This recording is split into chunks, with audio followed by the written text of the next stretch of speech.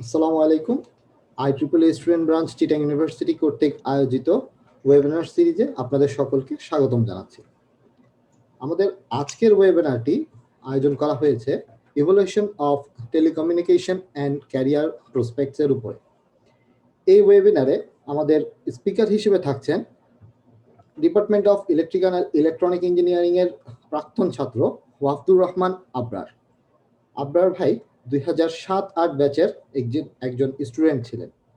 তিনি অনার্স এবং masters complete করার পরে এয়ারটেল বাংলাদেশ লিমিটেডে একজন এক্সিকিউটিভ হিসেবে জয়েন করেছেন। পরবর্তীতে এয়ারটেল এবং রবি মার্জ হয়ে যাওয়াতে তিনি এয়ারটেল এবং রবিতে এক্সিকিউটিভ হিসেবে চাকরিরত ছিলেন। প্রথমে RAFM এ চাকরি করলেও পরবর্তীতে এসওসি, ফাইবার অপারেশন এবং কাস্টমার কমপ্লেইন ম্যানেজমেন্ট টেকনোলজি নিয়ে কাজ করেছেন রবি এবং এয়ারটেল লিমিটেডে। পরবর্তীতে 2020 সালের নভেম্বরে রেড ডট ডিজিটালে আইটিপি সেকশনে সফটওয়্যার টেস্ট ইঞ্জিনিয়ার হিসেবে জয়েন করেছেন। আমি সকলকে আহ্বান জানাচ্ছি আমাদের এই সেমিনারের শেষ পর্যন্ত থাকার জন্য। আমাদের ওয়েবিনারের chair professor doctor Abdul Alim sir বর্তমানে অংশগ্রহণ করতে পারছেন না কিছু ব্যক্তিগত কারণে। তিনি যে কোনো সময় অংশগ্রহণ করতে পারেন।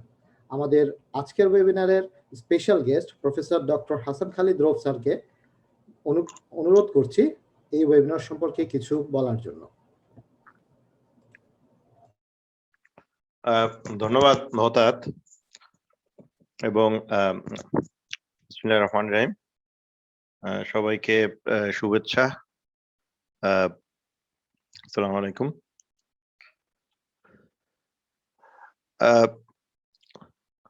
IEEE স্টুডেন্ট ব্রাঞ্চের এই যে ওয়েবিনার, এই IEEE স্টুডেন্ট ব্রাঞ্চের একটা মেজর লক্ষ্য উদ্দেশ্য হলো এর মেম্বারদের কেরিয়ার প্ল্যানিং এ এবং কেরিয়ার এবং হায়ার স্টাডিজ রিসার্চ রিলেটেড ইস্যুগুলোতে সহযোগিতা করা। সেই প্রেক্ষাপটেই এই ধরনের ওয়েবিনার, অথবা এটা যদি ইন পার্সন আমাদের ডিপার্টমেন্টে বা অন্যত্র সরাসরি কোনো সেমিনার কনফারেন্স হতো, সেগুলোর আয়োজন করা হয়। তো আজকের এই ওয়েবিনার এই অর্থে গুরুত্বপূর্ণ, বিশেষত আমাদের 4th ইয়ার বা 8th সেমিস্টার 7th সেমিস্টারের স্টুডেন্টসরা বা মাস্টার্স এর করেছে বা করছে এরকম স্টুডেন্টদের জন্য, তাদের ফিউচার ক্যারিয়ার প্ল্যানিং এর জন্য কাজে আসবে। তো তোমরা জানো যে আমাদের ডিপার্টমেন্টের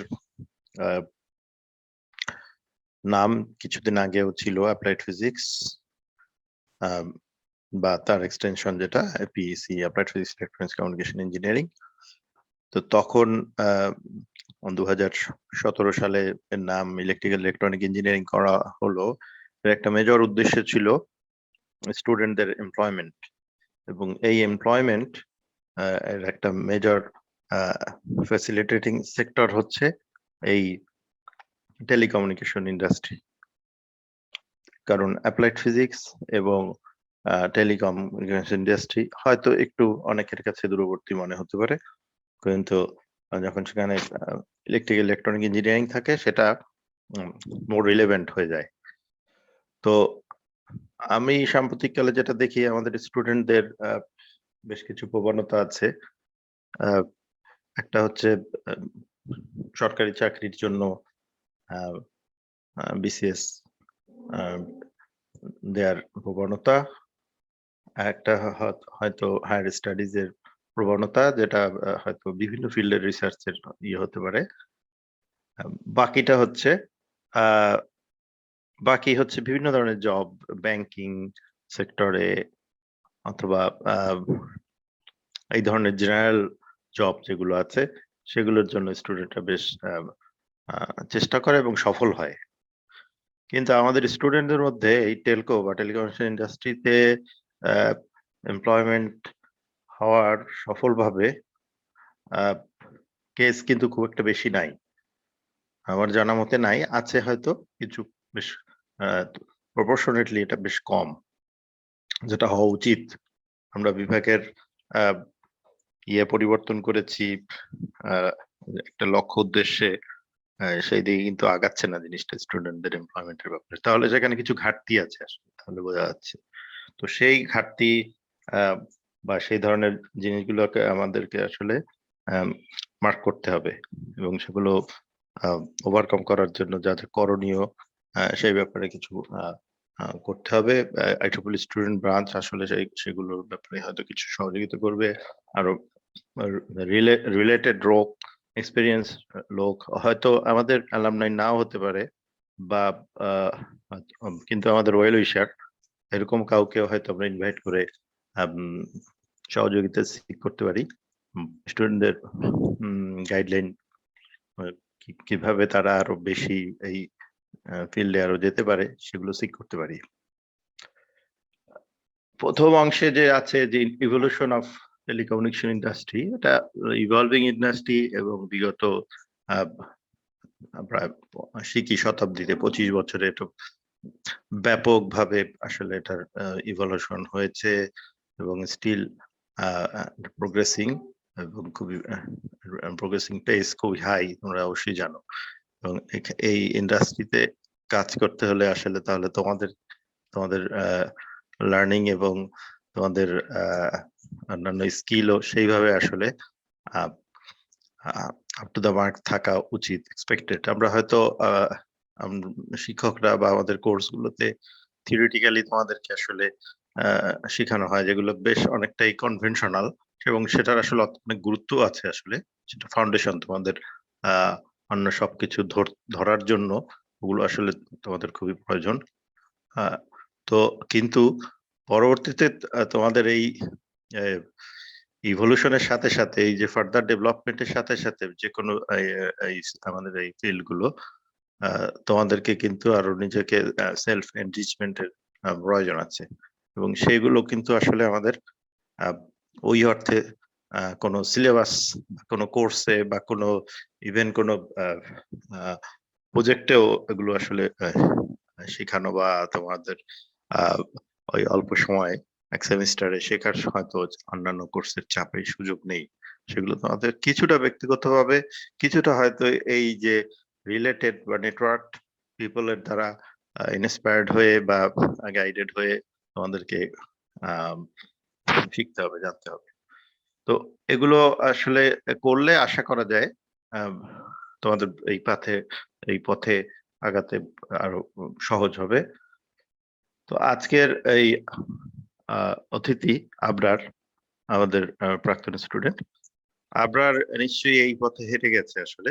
আবরার রবিতে ছিল, তো নিশ্চয়ই রবিতে জয়েন করার আগে সে যে সকল অভিজ্ঞতার মধ্যে দিয়ে গিয়েছে, অথবা যে সকল প্রতিবন্ধকতার মধ্যে দিয়ে গিয়েছে, সেগুলো আসলে তোমাদের সাথে আশা করি শেয়ার করবে। শেয়ার করলে তোমরা বুঝতে পারবে আসলে যে কোন কোন পয়েন্ট গুলোকে তোমাদের অ্যাড্রেস করা দরকার। ওর অভিজ্ঞতাগুলো আসলে তোমাদের জন্য একেবারেই একই, যে ও যে পথে, ওর ব্যাকগ্রাউন্ড, ওর প্রচেষ্টা তোমাদের সাথে হুবহু আসলে একই। তো আমি আজকের অতিথি বক্তা আবরারকে স্বাগত জানাই, এবং আশা করি আবরারের সাথে তোমাদের এই কথোপকথন, ডিসকাশন এগুলো ফ্রুটফুল হবে, এবং আজকের এই ওয়েবিনার তোমাদের জন্য কাজের হবে, এফেক্টিভ হবে। এই তো তোমরা কন্টিনিউ করো। আমি একটু প্রি অকুপেশন ব্যস্ততা আছে, আমি হয়তো সুযোগ থাকলে জয়েন করতেও পারি। আমাকে বলার দরকার নেই, আমি নিজেই এসে সাইলেন্টলি হয়তো জয়েন করলাম বা শুনলাম। আদারওয়াইজ তোমাদের থেকে বিদায় নিচ্ছি। তোমরা একটা রেকর্ড তো করছো, কন্টিনিউ করো। ঠিক আছে, সবাইকে ধন্যবাদ। মহতাত। স্যার, অসংখ্য ধন্যবাদ স্যারকে আমাদেরকে মূল্যবান সময় দেওয়ার জন্য। ঠিক আছে, তোমরা কন্টিনিউ করো। হ্যাঁ, আচ্ছা, ঠিক আছে, জি আল্লাহ স্যার, হাফেজ। Thank you sir. আচ্ছা। এখন আমি সবুজ চৌধুরী স্যারকে অনুরোধ করব আমাদের বাকি অনুষ্ঠানটি পরিচালনা করার জন্য।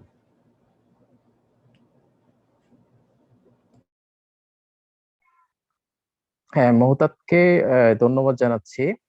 পাশাপাশি IEEE স্টুডেন্ট ব্রাঞ্চ চিটাং ইউনিভার্সিটির আজকের এই সুন্দর আয়োজনের জন্য সবাইকে অসংখ্য ধন্যবাদ জানাচ্ছি। আমাদের আজকের অতিথি টেলিকমিউনিকেশন ফিল্ডের, আমরা প্রিভিয়াস সেশনগুলোতে কথা দিয়েছিলাম যে applied physics, electronics and communication engineering field অথবা ট্রিপলি ফিল্ডে চাকরি করে এরকম হয়তো কোনো গেস্ট আমরা হাজির করব। তো সেই সুবাদে আমরা আজকে পেয়েছি আবরারকে। আমরা আবরারের কাছে চলে যাচ্ছি। Telecommunication evolution and it's job markets, এই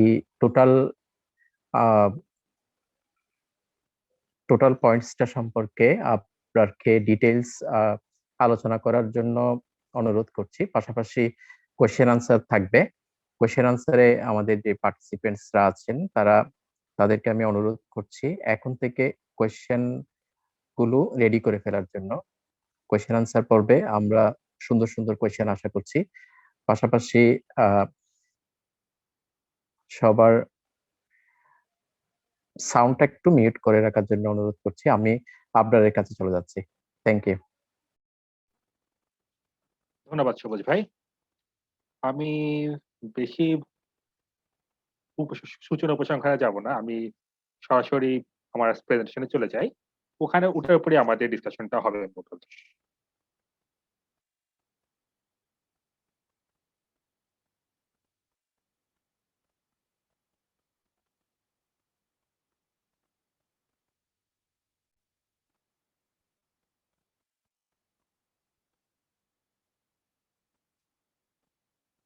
স্ক্রিন দেখা যাচ্ছে? জি ভাইয়া, দেখা যাচ্ছে। আচ্ছা, ধন্যবাদ। তো আজকে আমাদের যে কন্টেন্ট গুলো আছে সেটাকে আমরা অ্যাকচুয়ালি ৩টা ভাগে ভাগ করেছি। প্রথমটা থাকছে যে আমাদের টেলিকম ইন্ডাস্ট্রিতে যে আর্কিটেকচারটা আছে, যেখানে আমাদের যে নোড গুলো আছে সেগুলো একটা ব্রিফ দেখবো আমরা, এবং এই নোড গুলো আমাদের টেকনোলজির সাথে সাথে কিভাবে চেঞ্জ হচ্ছে, এটা কিভাবে ইভলভ হচ্ছে সেটার একটা ব্রিফ দেখবো। এই নোটগুলোর উপর বেস করে আমরা তারপর দেখবো যে এই নোটগুলোর সাথে আমাদের সম্পৃক্ত করে যে ট্রিপলি বা এপিএসসি স্টুডেন্টদের কোথায় কোথায় আমরা তেলকো সেক্টরে জব করতে পারি। এই দুটা বিষয়ের উপর আমাদের প্রথম সেশনটা থাকবে।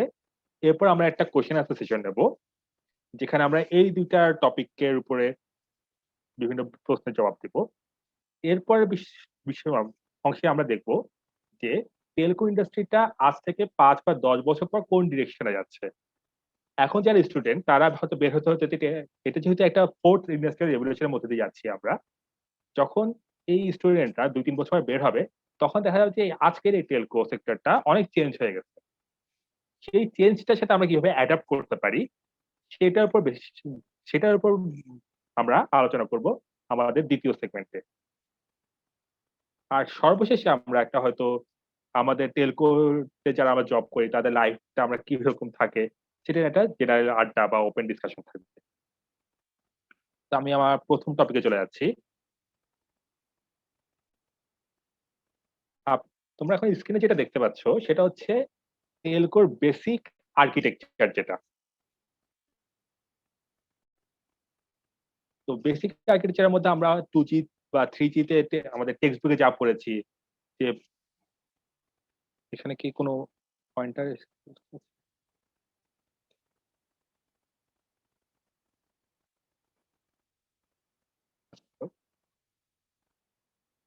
হ্যাঁ, যেটা হচ্ছে যে আমাদের টাওয়ার থাকে, যেটাকে আমরা 2G ছিল আমাদের বিটিএস বা বিএস বিটিএস বলতাম, base transmission switch system. 3G তে যেটা নাম হয়ে গেল নোড বি, 4G তে সেটা নাম হয়ে গেল আবার ই নোড বি। এগুলো হচ্ছে ইভলিউশনের সাথে সাথে যেগুলো যখন ফ্রিকোয়েন্সি বাড়ে, এগুলোর ক্যাপাসিটি বাড়ে, এগুলোর টেকনোলজিক্যাল কিছু চেঞ্জ হওয়ার সাথে সাথে এগুলোর জিনিস কিন্তু একটাই, এটা নামটাকে বিভিন্ন রকম বলা হয়। এটা ফাংশনালিটি খুব একটা ডিফারেন্স করে না, যেটা হয়তো ভিতরের মেকানিজমটা চেঞ্জ হয় কিছুটা। বিটিএস গুলো কানেক্ট থাকে আমাদের বিএসসি বা আরএনসির সাথে। বিএসসি বলা হয় 2G তে, 3G থেকে সেটার নাম হচ্ছে আবার আরএনসি। এই বিটিএস এবং বিএসসি এই দুটা পার্টকে আমরা একত্রে বলেছি রেডিও নেটওয়ার্ক বা র্যান। এই টার্মগুলো একটু মনে রাখবেন, কারণ হচ্ছে যে এগুলোর উপর বেস করে আমরা পরে যখন অর্গানোগ্রাম আলোচনা করব এই টার্মগুলো তখন লাগবে। রেডিও নেটওয়ার্ক বা র্যান। রেডিও নেটওয়ার্কের পরে অংশ থাকে আমাদের কোর নেটওয়ার্ক। কোর নেটওয়ার্কে কি থাকে? কোর নেটওয়ার্কে আমরা টেক্সট বুক অলরেডি পড়ে এসেছি যে এমএসসি থাকে, এইচএলআর থাকে, তারপরে ফায়ারওয়াল থাকবে। এই জিনিসগুলো আমার টেক্সট বুকে আছে। এর সাথে আমরা কি পাই? এর সাথে যে জিনিসটা হয় যে আমাদের টেলকো ইন্ডাস্ট্রি আমাদের বুঝতে হবে এটা একটা বিজনেস। তো বিজনেস মানে কি? এখানে আমাদের একটা চার্জিং সিস্টেম আছে। এই চার্জিং সিস্টেমটা হয়তো আমাদের টেলকো থাকে না, কিন্তু এই জিনিসটা কিন্তু খুবই গুরুত্বপূর্ণ। এবং টেলকোতে এই শুধু দুটা নোড, চার্জিং নোড, যেটাকে আমরা এখানে আপনারা দেখতে পাচ্ছেন সিবিএস অবলিক আইএন দিয়ে আমি মার্ক করে রেখেছি। এই সিবিএস বা আইএন জিনিসটা হচ্ছে আমাদের চার্জিং নোড। এখানে হচ্ছে আমাদের সব বিলিং গুলোর কাজ করতে হয়। এই নোডের উপর বেস করে বেশ কয়েকটি টিম ফর্ম করে। অনেকগুলো টিম এই নোডের উপর কাজ করে। তো যারা আমরা টেলকোতে জব করতে আগ্রহী, এই নোডটা আমাদের জন্য খুবই গুরুত্বপূর্ণ। আর দুইটা নোড এখানে আপনারা হয়তো দেখতে পাচ্ছেন যে এসজিএসএন, জিজিএসএন। এই দুটো নোড কাজ করে শুধু ডাটা সেশনের জন্য। এসজিএসএন হচ্ছে আমাদের সার্ভিস জিপিআরএস নোড, আর এটা হচ্ছে গেটওয়ে জিপিআরএস সার্ভিং নোড, জিজিএসএন। যখন 4G আসে তখন এই দুইটা নাম হয়েছে আবার এস গেটওয়ে, পি গেটওয়ে। দুইটাকে আবার কম্বাইন্ড বলে ইউনিভার্সাল গেটওয়ে বা ইউজিডব্লিউ। এটা হচ্ছে আমাদের বেসিক আর্কিটেকচার। এই যে আমরা দেখতে পাচ্ছি চার্জিং নোড, এমএসসি, এমএমই, এইচএলআর, এই সব পুরো জিনিসটা হচ্ছে আমাদের কোর নেটওয়ার্ক। এই কোর নেটওয়ার্কের পরে হচ্ছে ডাটার ক্ষেত্রে হয়তো আমরা আইআরজি তে যাচ্ছি, আর ভয়েসের ক্ষেত্রে আমরা যাচ্ছি ইন্টারনাল বা এমএসসি বা আইসিএক্স এ।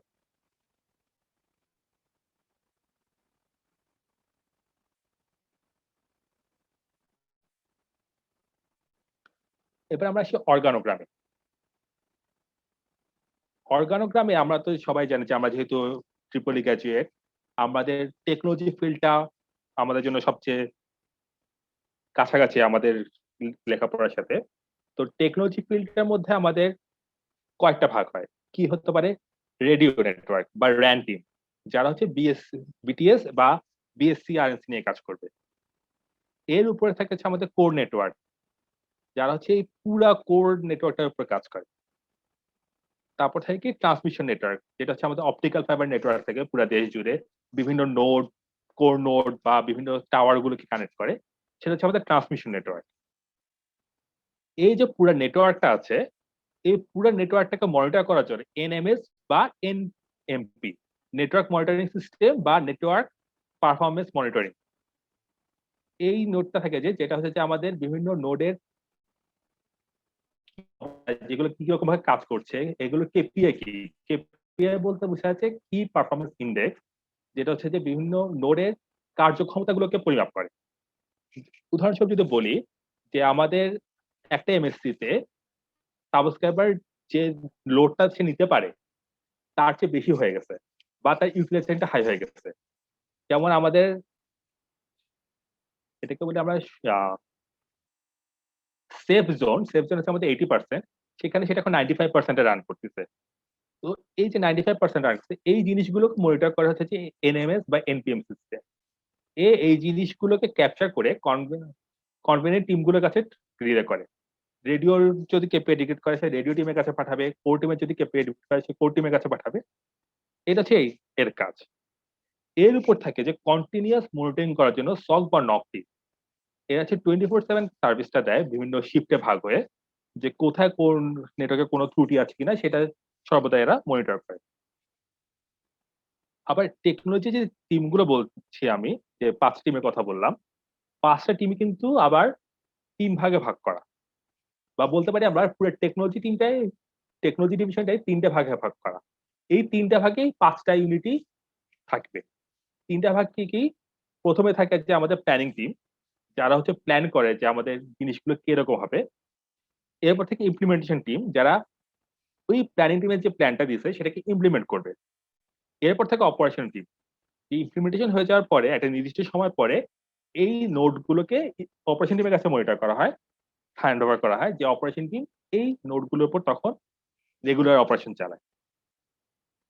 এটা হচ্ছে আমাদের টেকনোলজি। এরপরে হয়তো আমাদের আইটিতে আমাদের বেশ কিছু ফিল্ডার থাকে। আইটিতে আমাদের ফিল্ড গুলো কি কি?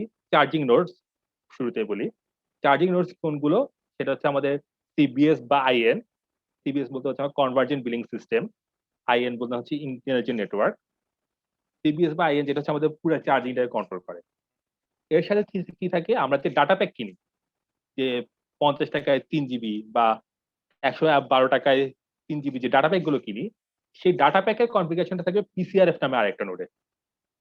এই দুটো জিনিসকে বলি আমরা চার্জিং নোড। প্ল্যাটফর্ম, আমাদের যেরকম বিভিন্ন প্ল্যাটফর্মও থাকে, সেই প্ল্যাটফর্ম গুলো নিয়ে কাজ করার জন্য আরেকটা টিম আছে। যেমন বলতে পারি আমরা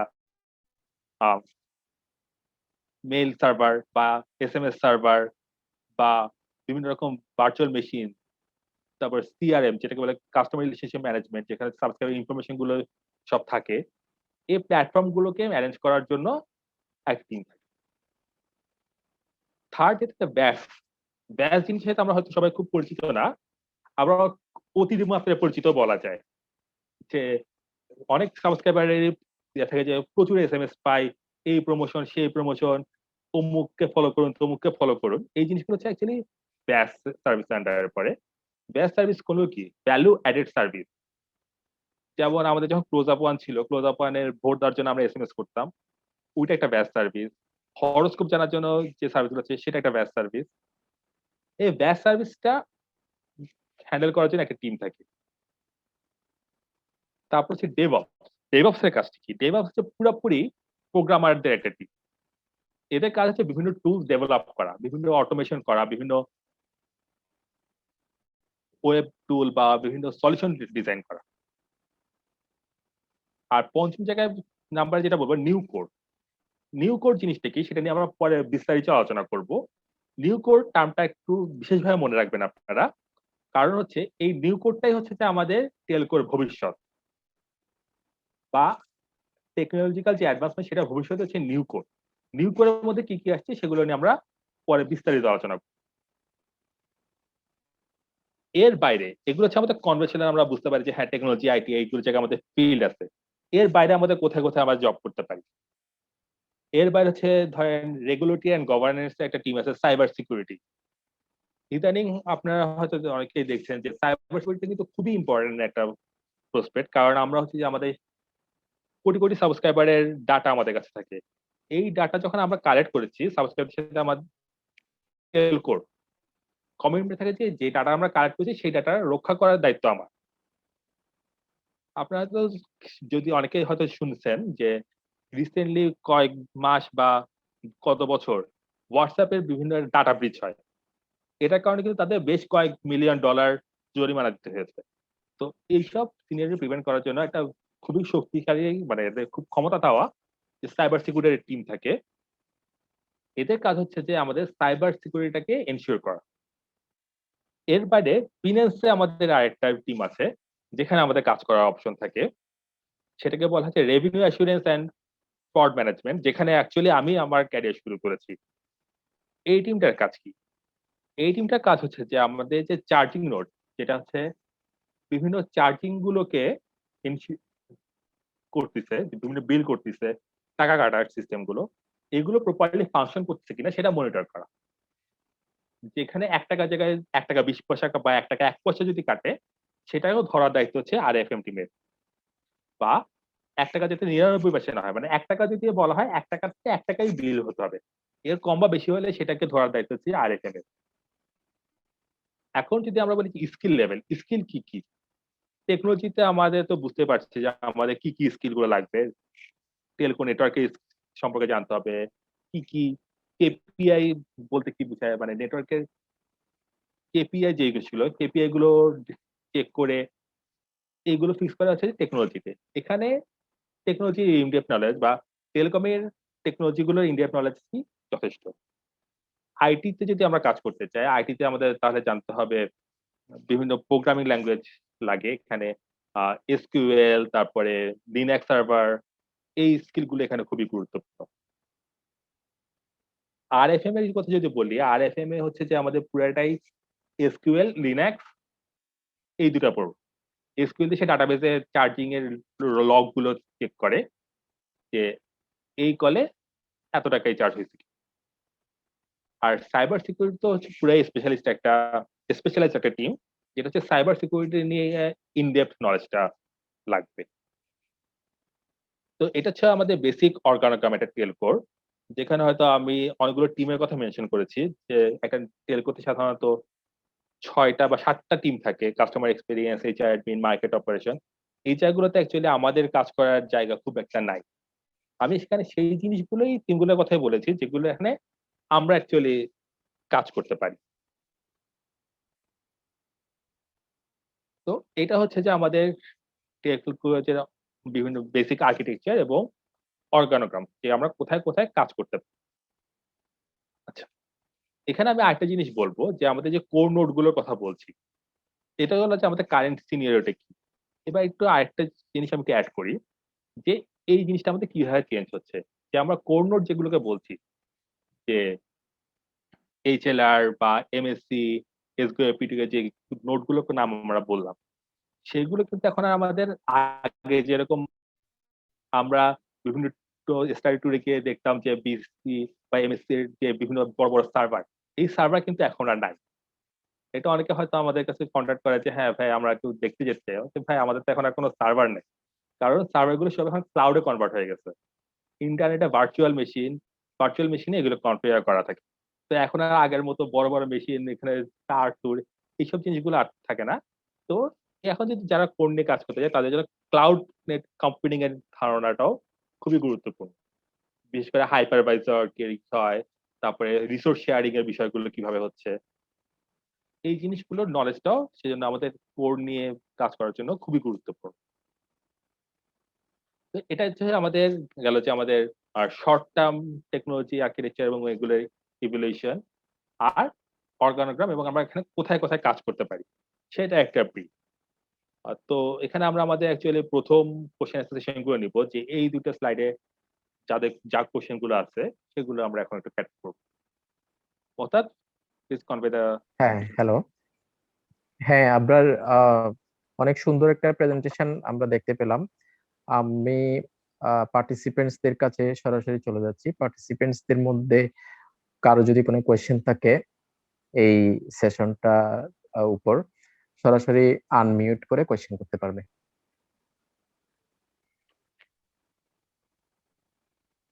পার্টিসিপেন্টস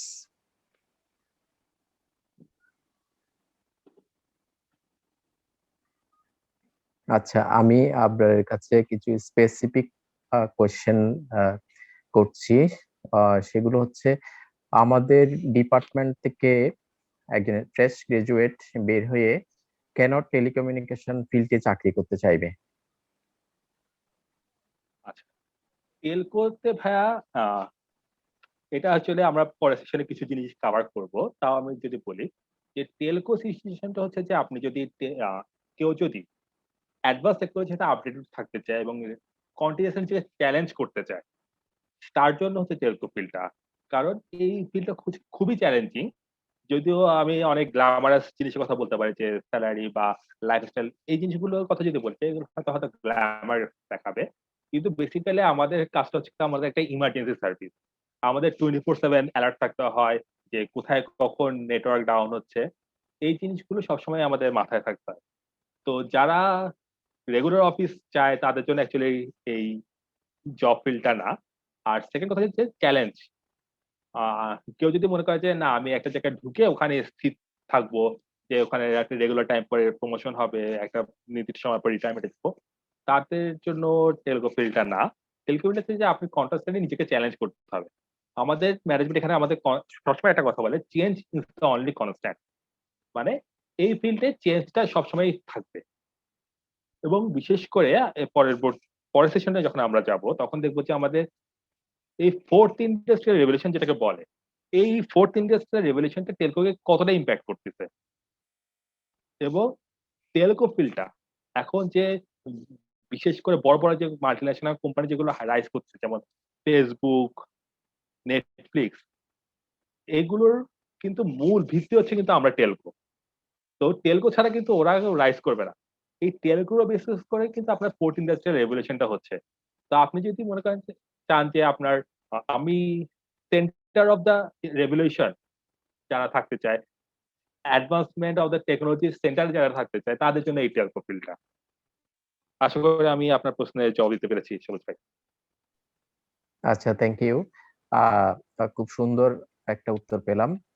আর এরপরের কোয়েশ্চেন হচ্ছে, আমরা রিসেন্টলি আমাদের ডিপার্টমেন্টের নামটা চেঞ্জ হয়ে গেছে। আগে ছিল applied physics, electronics and communication engineering. Recently সেটা ইলেকট্রিক্যাল অ্যান্ড ইলেকট্রনিক ইঞ্জিনিয়ারিং হলো। তো এক্ষেত্রে টেলিকমিউনিকেশন ফিল্ডে আমাদের স্টুডেন্টরা কি ডিপ্রাইভড হওয়ার সুযোগ আছে কিনা? এটা কি নাম চেঞ্জ হওয়ার কারণে জব ফিল্ডটা কমে গেল, এরকম মনে হচ্ছে? আর টেলকোর ক্ষেত্রে ভাইয়া এরকম ডিপার্টমেন্টের সাবজেক্ট নেম খুব বেশি একটা ডিপেন্ড করে, ভ্যারি করে না বা সিগনিফিকেন্স রাখে না। সেক্ষেত্রে টেলকো যেহেতু হচ্ছে একটা খুবই চ্যালেঞ্জিং ফিল্ড, এখানে ফার্স্ট থিং আপনাকে যেটা দেখবে সেটা হচ্ছে আপনার স্কিল লেভেল। কারণ হচ্ছে যে আমাদের হয়তো দেখা যাচ্ছে ট্রিপলি বলি বা ইসি বলি বা এপিসি বলি, বিভিন্ন প্রাইভেট ভার্সিটি এবং সরকারি ভার্সিটি থেকে প্রচুর পরিমাণে এই সাবজেক্টের গ্র্যাজুয়েট বের হয়।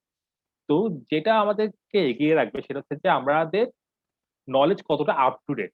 সবাই একটা বেসিক লেভেলের নলেজ নিয়ে আসছে, এর বাইরে আমি নিজেকে ডেভেলপ করার জন্য কতটুকু ইফোর্ট দিয়েছি সেটা কিন্তু খুবই ইম্পর্টেন্ট। এই জিনিসটাকে ভাইবা বোর্ডে আপনাকে বিভিন্ন রকম কোশ্চেন করে জানতে চাবে বা জিজ্ঞেস করবে যে কে নিজেকে আপডেট করেছে, কে নিজের যত্ন নিচ্ছে, কে নিজের উপর ইনভেস্ট করছে। যে নিজের উপর ইনভেস্ট করছে সে হচ্ছে যে এই ইন্ডাস্ট্রিতে থাকার জন্য আসছে, এবং তাকেই এরকম সেভাবে মূল্যায়ন করা হয়।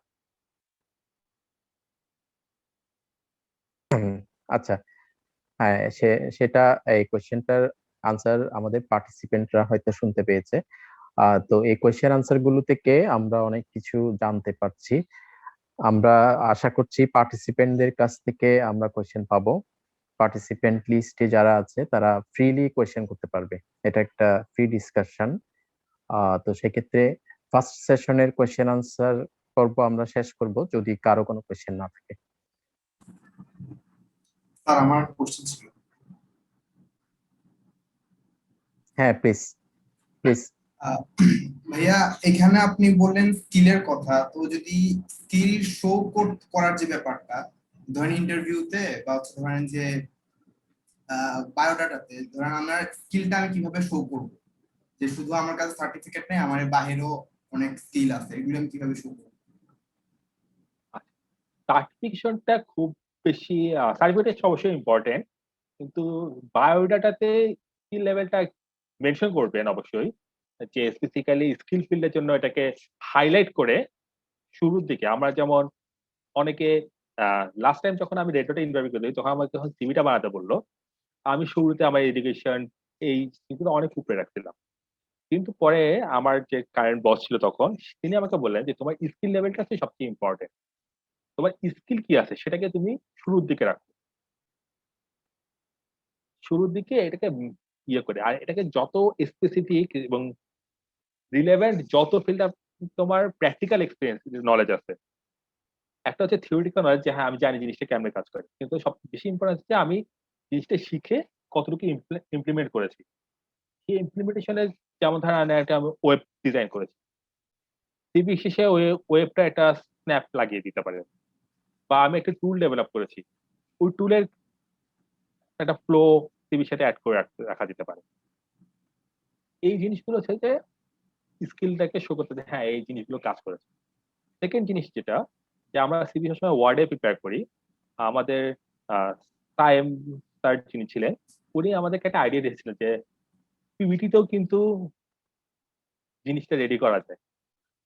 আমি সেশনের পরে হয়তো একটা দেখাবো যে আমরা সিপিটি বা ইন্ট্রোডাকশন নিজের একটা পিপিটিতে নিজের স্কিল গুলোকে দেখানোটা আরো সহজ হয়, বা পিপিটি জিনিসটাকে আমরা ওয়ার্ডে কনভার্ট করে নিতে পারি, যে সিভিটা তাহলে আরো সুন্দর হবে। জিনিসগুলো কিরকম হয় সেটাও আমি একটা এক্সাম্পল দেখাবো সেশনের শেষে। আর যদি বলেন যে ইন্টারভিউতে কেমনে, ইন্টারভিউর জন্য জিনিসটা হচ্ছে যে প্রথমে সিভিতে জিনিস যেটা হয় যে স্কিল লেভেল গুলো আছে কিনা সেই জিনিসটাই মূলত দেখে যে আমি আমার যে সার্কুলার করেছি, যে সার্কুলারে আমি এই 10টা স্কিল চেয়েছি, এই 10টা স্কিলের মধ্যে তার কয়টা স্কিল আছে। আমরা যেটা ভুল যেটা করি সেটা হচ্ছে যে আমরা একটা জেনারেল সিভি বানাই এবং সব জায়গায় সেটাই ইউজ করি। কিন্তু ট্রিক যেটা হচ্ছে সার্কুলারটা ভালো মতো পড়া এবং সার্কুলারের উপর বেস করে সিভিটাকে মডিফাই করা। তাহলে ইন্টারভিউ কল করার চান্সটা অনেক বেড়ে যায়।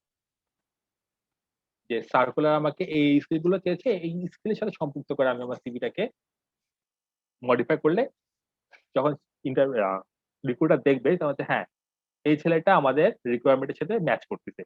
Let's call him and have a face to face chat to see the how far he is actually matching our criteria.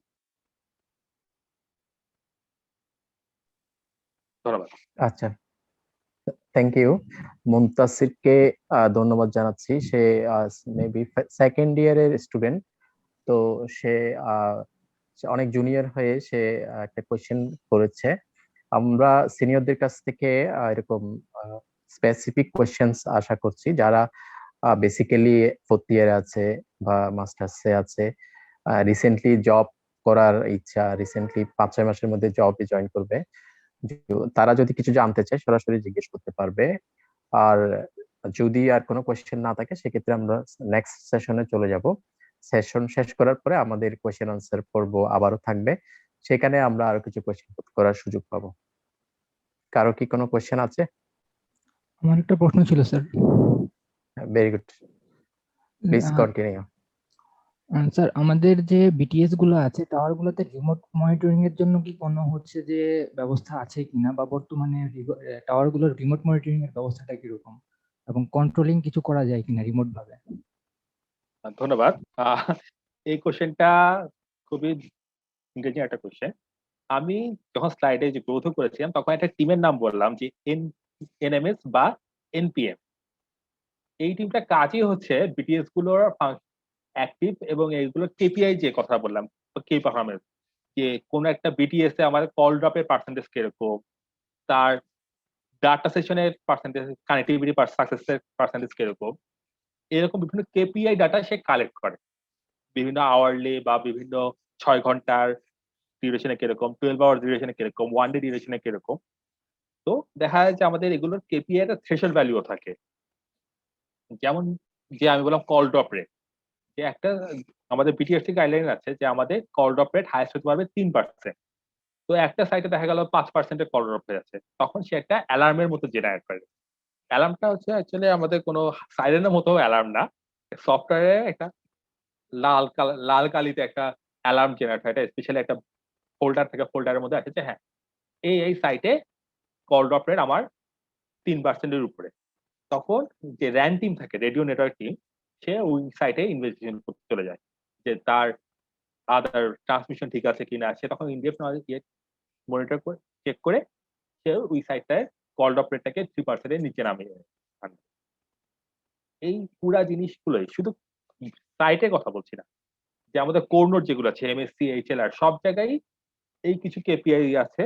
এই কেপিআই গুলো এই এনএমএস টুল গুলো কালেক্ট করে নিয়ে আসে এবং এই এনএমএস টুল গুলো থেকে কোনো যদি সাইট বলতে পারি যে আমাদের যে কোনো নেটওয়ার্ক একটা সাইডে একটা টাওয়ারে আন্ডার থাকে না, ওখানে দেখা যাচ্ছে 6টা টাওয়ার সেই জায়গাটা কভার করে। তো দেখা যাচ্ছে একটা সাইটে কোনো একটা কারণে খুবই খারাপ অবস্থা, সেটাই সেই সাইটে যখন কানেক্ট হচ্ছে সাবস্ক্রাইবার, তার কল ড্রপ রেট কমে যাচ্ছে, সে রিমোটলি ওই এনএমএস থেকে সেই টাওয়ারটাকে সে ডাউন করে দিতে পারে বা যেকোনো মেইনটেন্যান্স অ্যাক্টিভিটি রিমোটলি চালাতে পারে। যখন রিমোটলি চালানো পসিবল হয় না, তখন ফিল্ড টিম গিয়ে ওই টাওয়ারে কাজ করে। আশা করি আমি প্রশ্নটা জবাব দিতে পেরেছি। ধন্যবাদ। জি স্যার, আরেকটু প্রশ্ন ছিল যে স্যার, আমাদের যে ইকুইপমেন্ট গুলো আছে একটা বিটিএস এ, এগুলা কি হচ্ছে যে কোনো সিসি ক্যামেরার আওতাধীন বা এই ধরনের কিছু আছে কিনা? হ্যাঁ, এটা অবশ্যই সিসি ক্যামেরা আওতাধীন। যে সাইটের ভিতরে এবং বাইরে সিসি ক্যামেরা থাকে এবং সাইটটি ঢুকতে এবং বের হতে অবশ্যই আমাদের যে রবি টেলকোর অথরাইজড আইডি কার্ড সাথে থাকতে হবে। শুধু আইডি কার্ড থাকলে হবে না, যদি বাইরে থেকেও ওই সাইডে ঢুকতে চায়, তাকে আগে থেকে আমাদের অ্যাডমিনিস্ট্রেশন টিমের সাথে যোগাযোগ করতে হবে যে আমাদের একটা টিম ওখানে যাবে। এখানে দুই রকম কাজে সে যেতে পারে। একটা হচ্ছে ইমার্জেন্সি মেইনটেন্যান্স, আর একটা হচ্ছে প্ল্যান মেইনটেন্যান্স। প্ল্যান মেইনটেন্যান্স হচ্ছে যে হ্যাঁ, এটা ওই সাইটে আমাদের সফটওয়্যার আপডেট করতে হবে বা ওখানে আমরা একটা ইকুইপমেন্ট চেঞ্জ করবো। এটা আগে থেকে প্ল্যান করা থাকে। যদি প্ল্যান মেইনটেন্যান্স হয় সেক্ষেত্রে আগে থেকে একটা চেঞ্জ রিকোয়েস্ট, একটা টুল আছে, চেঞ্জ রিকোয়েস্ট থাকতে হবে। চেঞ্জ রিকোয়েস্ট ছাড়া কোনো প্ল্যান মেইনটেন্যান্স যেতে হবে না। বা সাইটটা যদি ডাউন হয়ে যায় সেক্ষেত্রে হচ্ছে ইমার্জেন্সি মেইনটেন্যান্স। তখন চেঞ্জ রিকোয়েস্ট ছাড়াও কোনো টিম গিয়ে সেখানে কাজ করতে পারে। এবং এই ভিতরে এবং বাইরে সবসময় সব জায়গায় সিসি ক্যামেরা দিয়ে মনিটর করা হয়। কারণ এখানে যে ইকুইপমেন্ট গুলো আছে সেগুলো খুবই দামি এবং খুবই সফিস্টিকেটেড ইকুইপমেন্ট, এবং সার্বক্ষণিক এগুলোতে সিকিউরিটি গার্ড এবং থাকে, ভালো নিরাপত্তা ব্যবস্থা থাকে। ধন্যবাদ। আচ্ছা স্যার, আমাদের এই আইডি কার্ড গুলো কি আরএফআইডি কার্ড? হ্যাঁ, এগুলো আরএফআইডি কার্ড। এইগুলো হচ্ছে ভিতরে সিম থাকে, যেটা হচ্ছে যে সুইপ করলে মেশিন রিড করে। আচ্ছা, তার মানে হচ্ছে যে আইডি কার্ড ছাড়া আর ঢোকার কোনো পসিবিলিটি, মানে আমার হেডকোয়ার্টারের বা একটা কন্ট্রোল রুমের অনুমতি ছাড়া এখানে ঢোকা যায় না আইডি না। কার্ড থাকার পরও? হ্যাঁ, সেটা হচ্ছে যদি ইমার্জেন্সি মেইনটেন্যান্স হয় সেক্ষেত্রে আমাদের যে সক টিম আছে, সক টিম আগে থেকে ওই টাওয়ারকে নোটিফাই করে যে হ্যাঁ, ইমার্জেন্সি মেইনটেন্যান্স এর জন্য একটা টিম যাচ্ছে।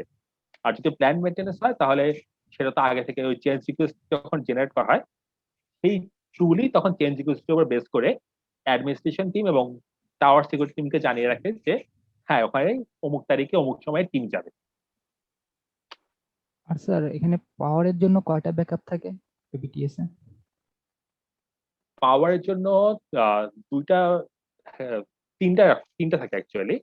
একটা হচ্ছে আমাদের মেইন লাইন থাকে, এবারে জেনারেটর থাকে, এসি জেনারেটর, ডিসি জেনারেটর, মানে ডিজেল তেলের জেনারেটরও থাকে। আবার এখন নতুন জায়গায় কিছু হচ্ছে যে আমাদের উইন্ড ইলেকট্রিসিটিরও কিছু কিছু টাওয়ার অ্যাড করা হয়েছে, যেগুলো হচ্ছে টাওয়ারের ওখানেই উইন্ড থেকে ইলেকট্রিসিটি জেনারেট করবে।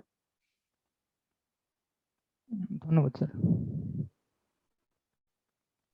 আচ্ছা, বশিরকে আমি ধন্যবাদ জানাচ্ছি কয়েকটা ইম্পর্টেন্ট কোয়েশ্চেন করার জন্য।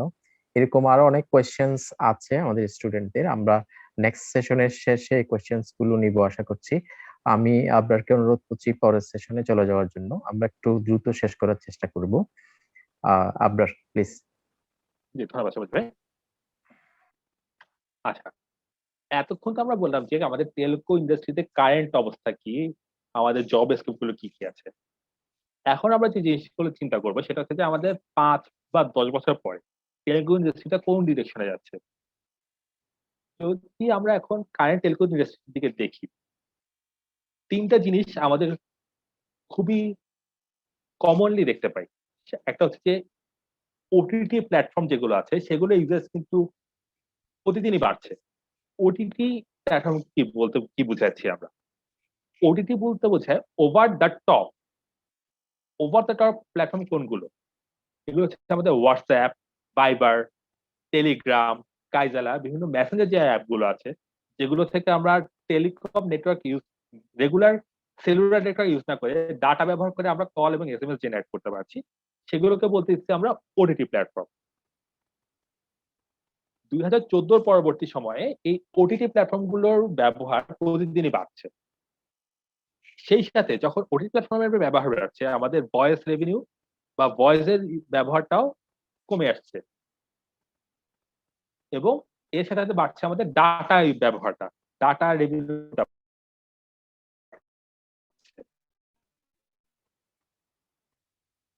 তো ফোর্বস একটা ম্যাগাজিন আছে যা হচ্ছে ইন্টারন্যাশনাল বিজনেসের উপরে খুব নামকরা ম্যাগাজিন।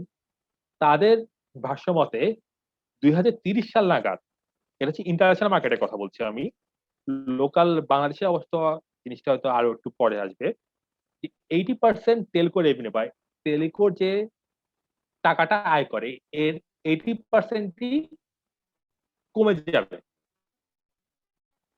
এটা হচ্ছে ফোর্বস এর ভাষ্য।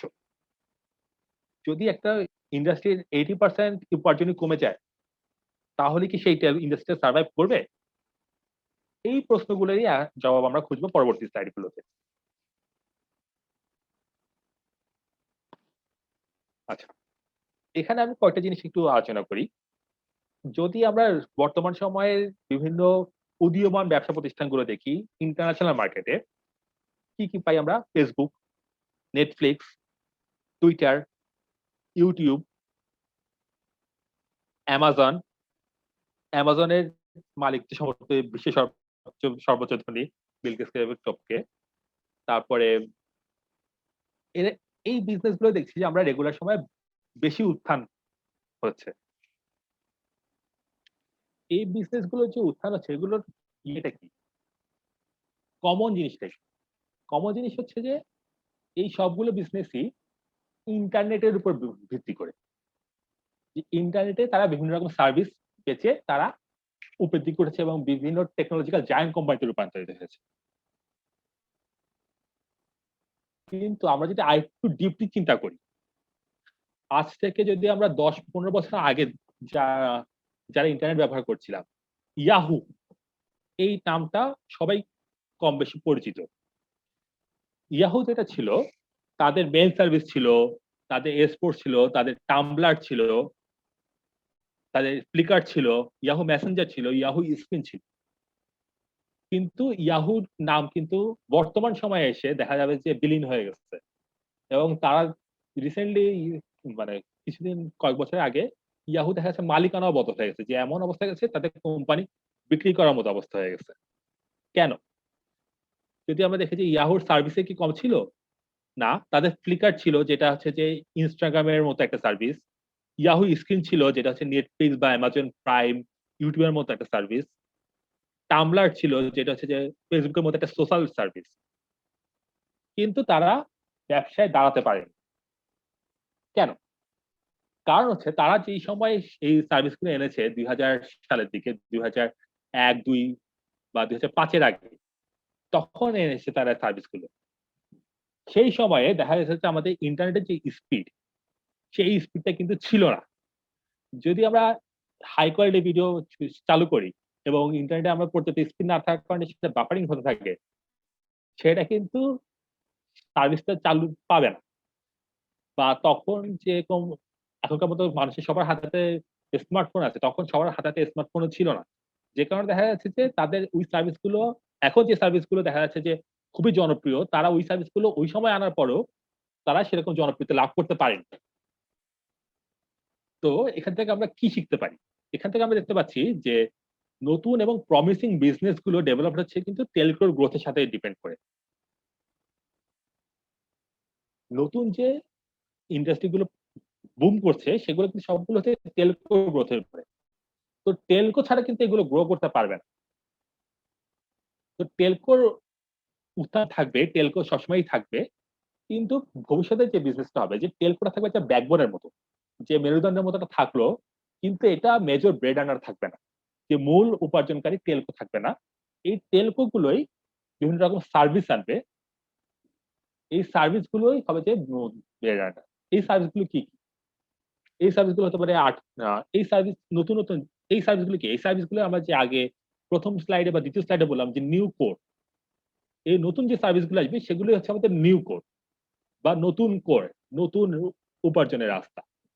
তো যদি আমাদের ক্যারিয়ার বস্তুটা চিন্তা করি যে হ্যাঁ, কমার্শিয়াল টেলকো তো থাকবে, হ্যাঁ এখানকার হয়তো যেহেতু এটা মেজর ব্রেড আর্নার থাকবে না, এখানে ইয়ে কমবে, এমপ্লয়ি কমবে, বাট নিউ কোর যেটা নতুন, যেখানে যে জায়গাগুলো থেকে আমরা উপার্জনের রাস্তা যেগুলো ব্যয় করবো সেই জায়গাগুলোতে টেলকোগুলো খুব হেভিলি ইনভেস্ট করতেছে এবং ওই জায়গায় কিন্তু আমাদের ম্যাসিভ একটা ক্যারিয়ার জব ফিল্ড ক্রিয়েট হচ্ছে।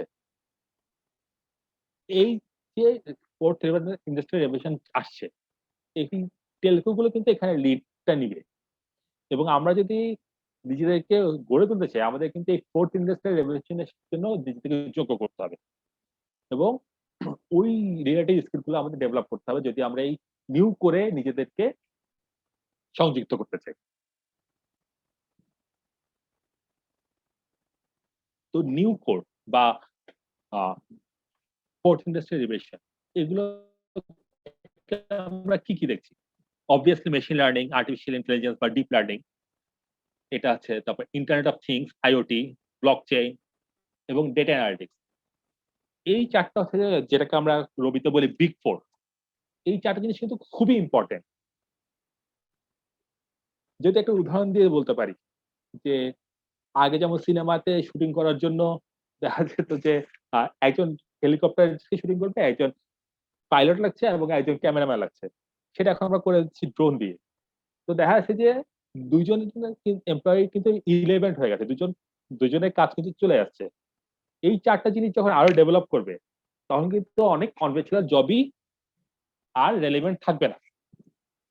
যেমন আর্টিফিশিয়াল ইন্টেলিজেন্স, সে কিন্তু ইসিজি রিপোর্ট বা ইয়ে থেকে এক্সরে থেকে হাড় ভাঙা আছে কিনা সেইগুলো ডিটেক্ট করতে পারে, বা কোন একটা ফ্যাক্টরিতে, মগের ফ্যাক্টরিতে কোনো মগের ডিফেক্টিভ আছে কিনা সেই জিনিসগুলো সে ডিটেক্ট করতে পারে। তারপরে সেলফ ড্রাইভিং কার অনেক কোম্পানি অলরেডি জিনিসটা বাজারজাত করেছে। হয়তো 3-4 বছরের মধ্যে আমরা প্রচুর গাড়ি দেখবো যেগুলো কোনো ড্রাইভার ছাড়াই চলছে। তো অনেক কনভেনশনাল জবই কিন্তু এই আর্ট মেশিন লার্নিং এর জন্য আর থাকবে না। তাহলে ভবিষ্যতে কি আমাদের কি ব্যাপক বেকারত্ব দেখবো? না, তা নয়। বিষয়টা হবে যে যারাদের এই মেশিন লার্নিং এর সম্পর্কে ধারণা আছে এবং তারা সেটা কর্মক্ষেত্রে যারা তারা আরো ভালো মতো সে ব্যবহার করতে পারে। এই যে মেশিন লার্নিং এর টুলগুলো কাজ করবে সেগুলোকে মনিটর করার জন্য অবশ্যই এমপ্লয়ি লাগবে। তো কর্মশালার জব থেকে যারা মেশিন লার্নিং এক্সপার্টদের এখান থেকে ফিল্ডটা কিন্তু বাড়বে, প্রতিদিনই বাড়বে। তারপর আইওটি কথা যদি বলি, এখানে তো হয়তো আরিফ স্যার বা আমাদের ফজলুল কাদের স্যার, ওনারা কিন্তু অলরেডি আইওটি নিয়ে কাজ করছেন এবং আইটি আশা করি আমি সবাই পরিচিত কম বেশি। একটা উদাহরণ দিয়ে যদি বলি, সুইজারল্যান্ডে কিন্তু অলরেডি আমরা যখন এনআইডি ইউজ করি বা বাহার চাবি আলাদা ইউজ করি, ওরা কিন্তু অলরেডি মানুষের ভিতরে শরীরে কম্পিউটার চিপ বসাই দিয়েছে, আইওটি চিপ, যেটা হচ্ছে যে বাসার চাবি হিসেবেও কাজ করে, এনআইডি হিসেবেও কাজ করে, সব ক্ষেত্রে ব্যাংকের কার্ড হিসেবে ইউজ করতে পারে। তো আইওটি জিনিসটা কিন্তু আমাদের ভবিষ্যৎটা কিন্তু ওই দিকেই যাচ্ছে। আমাদের এত আইডি কার্ড, এত ডকুমেন্টস সবকিছু একটা চিপের মধ্যেই চলে আসবে। অ্যানালিটিক্সটা খুবই গুরুত্বপূর্ণ। কারণ হচ্ছে যে অ্যানালিটিক্স কিন্তু আমাদের বলতে পারবে যে প্রেডিক্টিভ অ্যানালিটিক্স কিন্তু একটা মেশিন লার্নিং এর সাথে খুবই কাছাকাছি একটা বিষয়। যে অ্যানালিটিক্স হচ্ছে আমাদের বিভিন্ন ডাটা থেকে ইনসাইট বের করা। যে এতক্ষণ যে আমরা যে ডিসকাশন গুলো করলাম সেটা কিন্তু একটা অ্যানালিটিক্স। যে আমাদের টেলকো এই অবস্থা ছিল, 10 বছর পর কোথায় যাবে কি দেখে বুঝছি, যে এই বিভিন্ন ঘটনাক্রম দেখে যে আমরা বলতে পারতেছি যে এটা ভবিষ্যতে একটা ভিউ কে করে, সেটা হচ্ছে অ্যানালিটিক্স। বিভিন্ন বিজনেস মডেলিং বা বিভিন্ন বিজনেস গ্রোথের জন্য এই অ্যানালিটিক্স এর জায়গাটাও খুবই গুরুত্বপূর্ণ এবং এই জায়গারও ফিল্ড গুলো বাড়বে। ব্লকচেন হয়তো ব্লকচেনের সবচেয়ে উদাহরণ যদি বলতে পারি সেটা হচ্ছে যে আমাদের বিটকয়েন। যদিও বিটকয়েন বাংলাদেশে নিষিদ্ধ ঘোষিত হয়েছে, বাট টেকনোলজিটা কিন্তু খুবই প্রমিনেন্ট এবং যেভাবে আমাদের ইন্টারনেটের উপর ভিত্তিক ব্যবসা বাণিজ্য বাড়তেছে, এই যে ইন্টারনেট ভিত্তিক ট্রানজাকশনটাও বাড়বে এবং বিটকয়েনের মতো এই ব্লকচেন টেকনোলজিটাও কিন্তু আমাদের সামনে ব্যবহারও প্রচুর বাড়বে।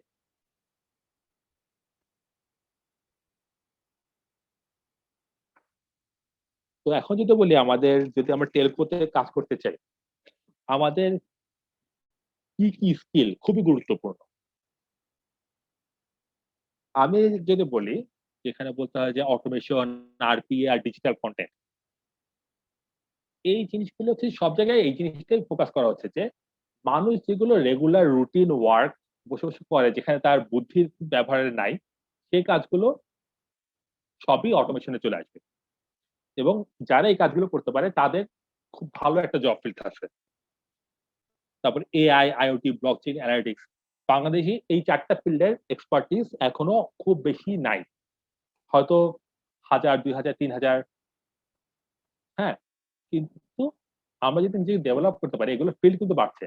যদি আমরা নিজেকে এই ফিল্ড গুলোতে যে কোনো একটা ফিল্ডে যদি আমরা নিজেদের এক্সপার্টিস গ্রো করতে পারি, আমাদের কিন্তু জব ফিল্ডে চান্স অনেক বেড়ে যাবে। তারপরে যেটা হচ্ছে যে আমাদের প্রোগ্রামিং ল্যাঙ্গুয়েজের কথা বলতেছি, পাইথন, লারাভেল, রিঅ্যাক্ট নেটিভ। আমরা হয়তো কোর্সের সাথে পড়ছি সি, সি প্লাস প্লাস, কিন্তু দেখা যাচ্ছে যখন আমাদের ইন্ডাস্ট্রিয়াল ফিল্ডে কাজ করা হচ্ছে, কিন্তু এখন এই 3টা ল্যাঙ্গুয়েজ খুবই সর্ট আউট, মানে খুবই চাই।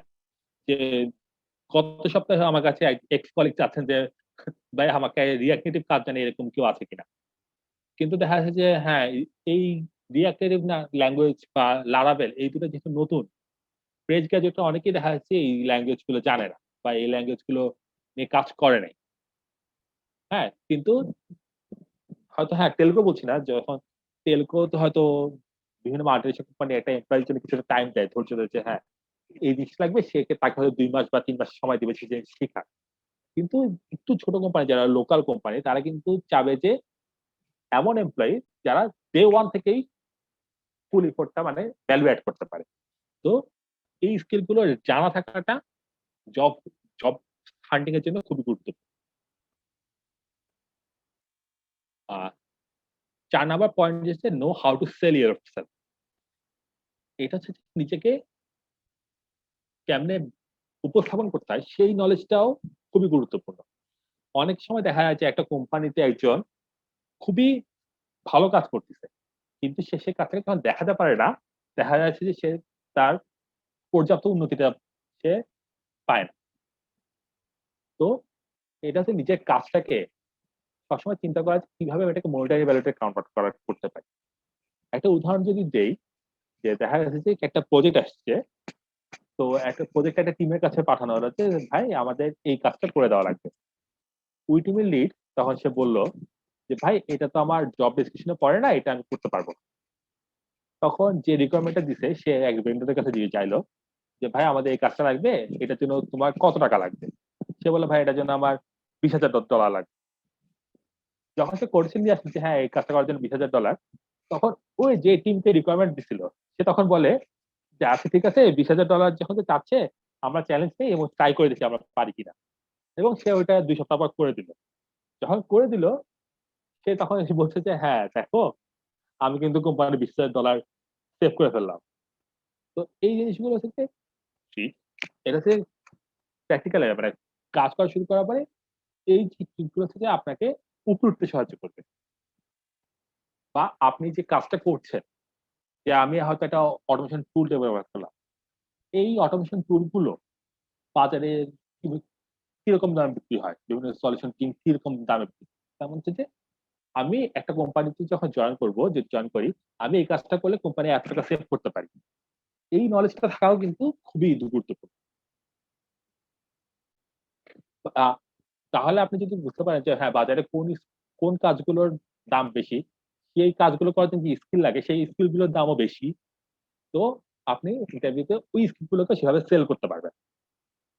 থার্ড, লাস্টলি যেটা আইটি স্কিল সেটা হচ্ছে ট্যাবলু।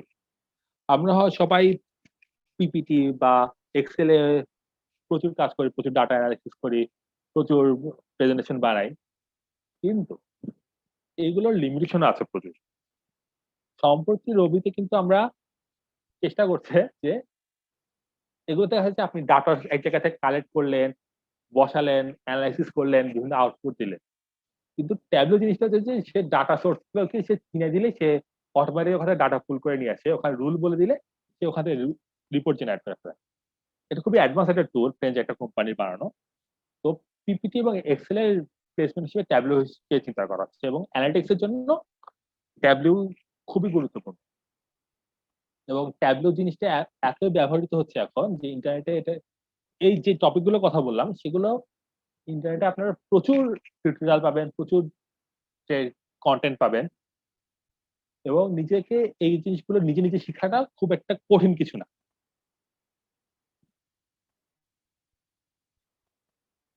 তো এটা ছিল যে আমাদের টেলকোটা আমাদের কিভাবে ইভলভ করছে, আমাদের এটা সেটা টিকে থাকতে হলে আমাদের কি কি স্কিল লাগবে, এবং কারেন্ট জব ফিল্ডে যেতে হলে আমাদের কি কি স্কিল গুলো ম্যানেজ থাকা দরকার, সেগুলো ডিসকাশন।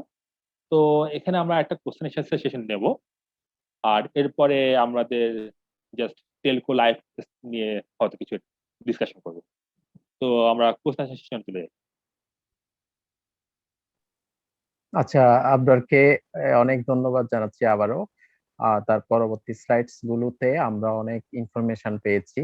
তো এই ইনফরমেশনস গুলো রিলেটেড এবং ক্যারিয়ার রিলেটেড যদি কোনো কোয়েশ্চেন থাকে, আমি পার্টিসিপেন্টদের কাছ থেকে সেই কোয়েশ্চেন্স গুলো আশা করছি। আমরা কোয়েশ্চেন আনসার গুলো খুব শর্টলি নিব। কোয়েশ্চেন হবে স্পেসিফিক এবং আনসারটা খুব শর্ট হবে এরকম। প্লিজ, আমি পার্টিসিপেন্টদের কাছে যাচ্ছি।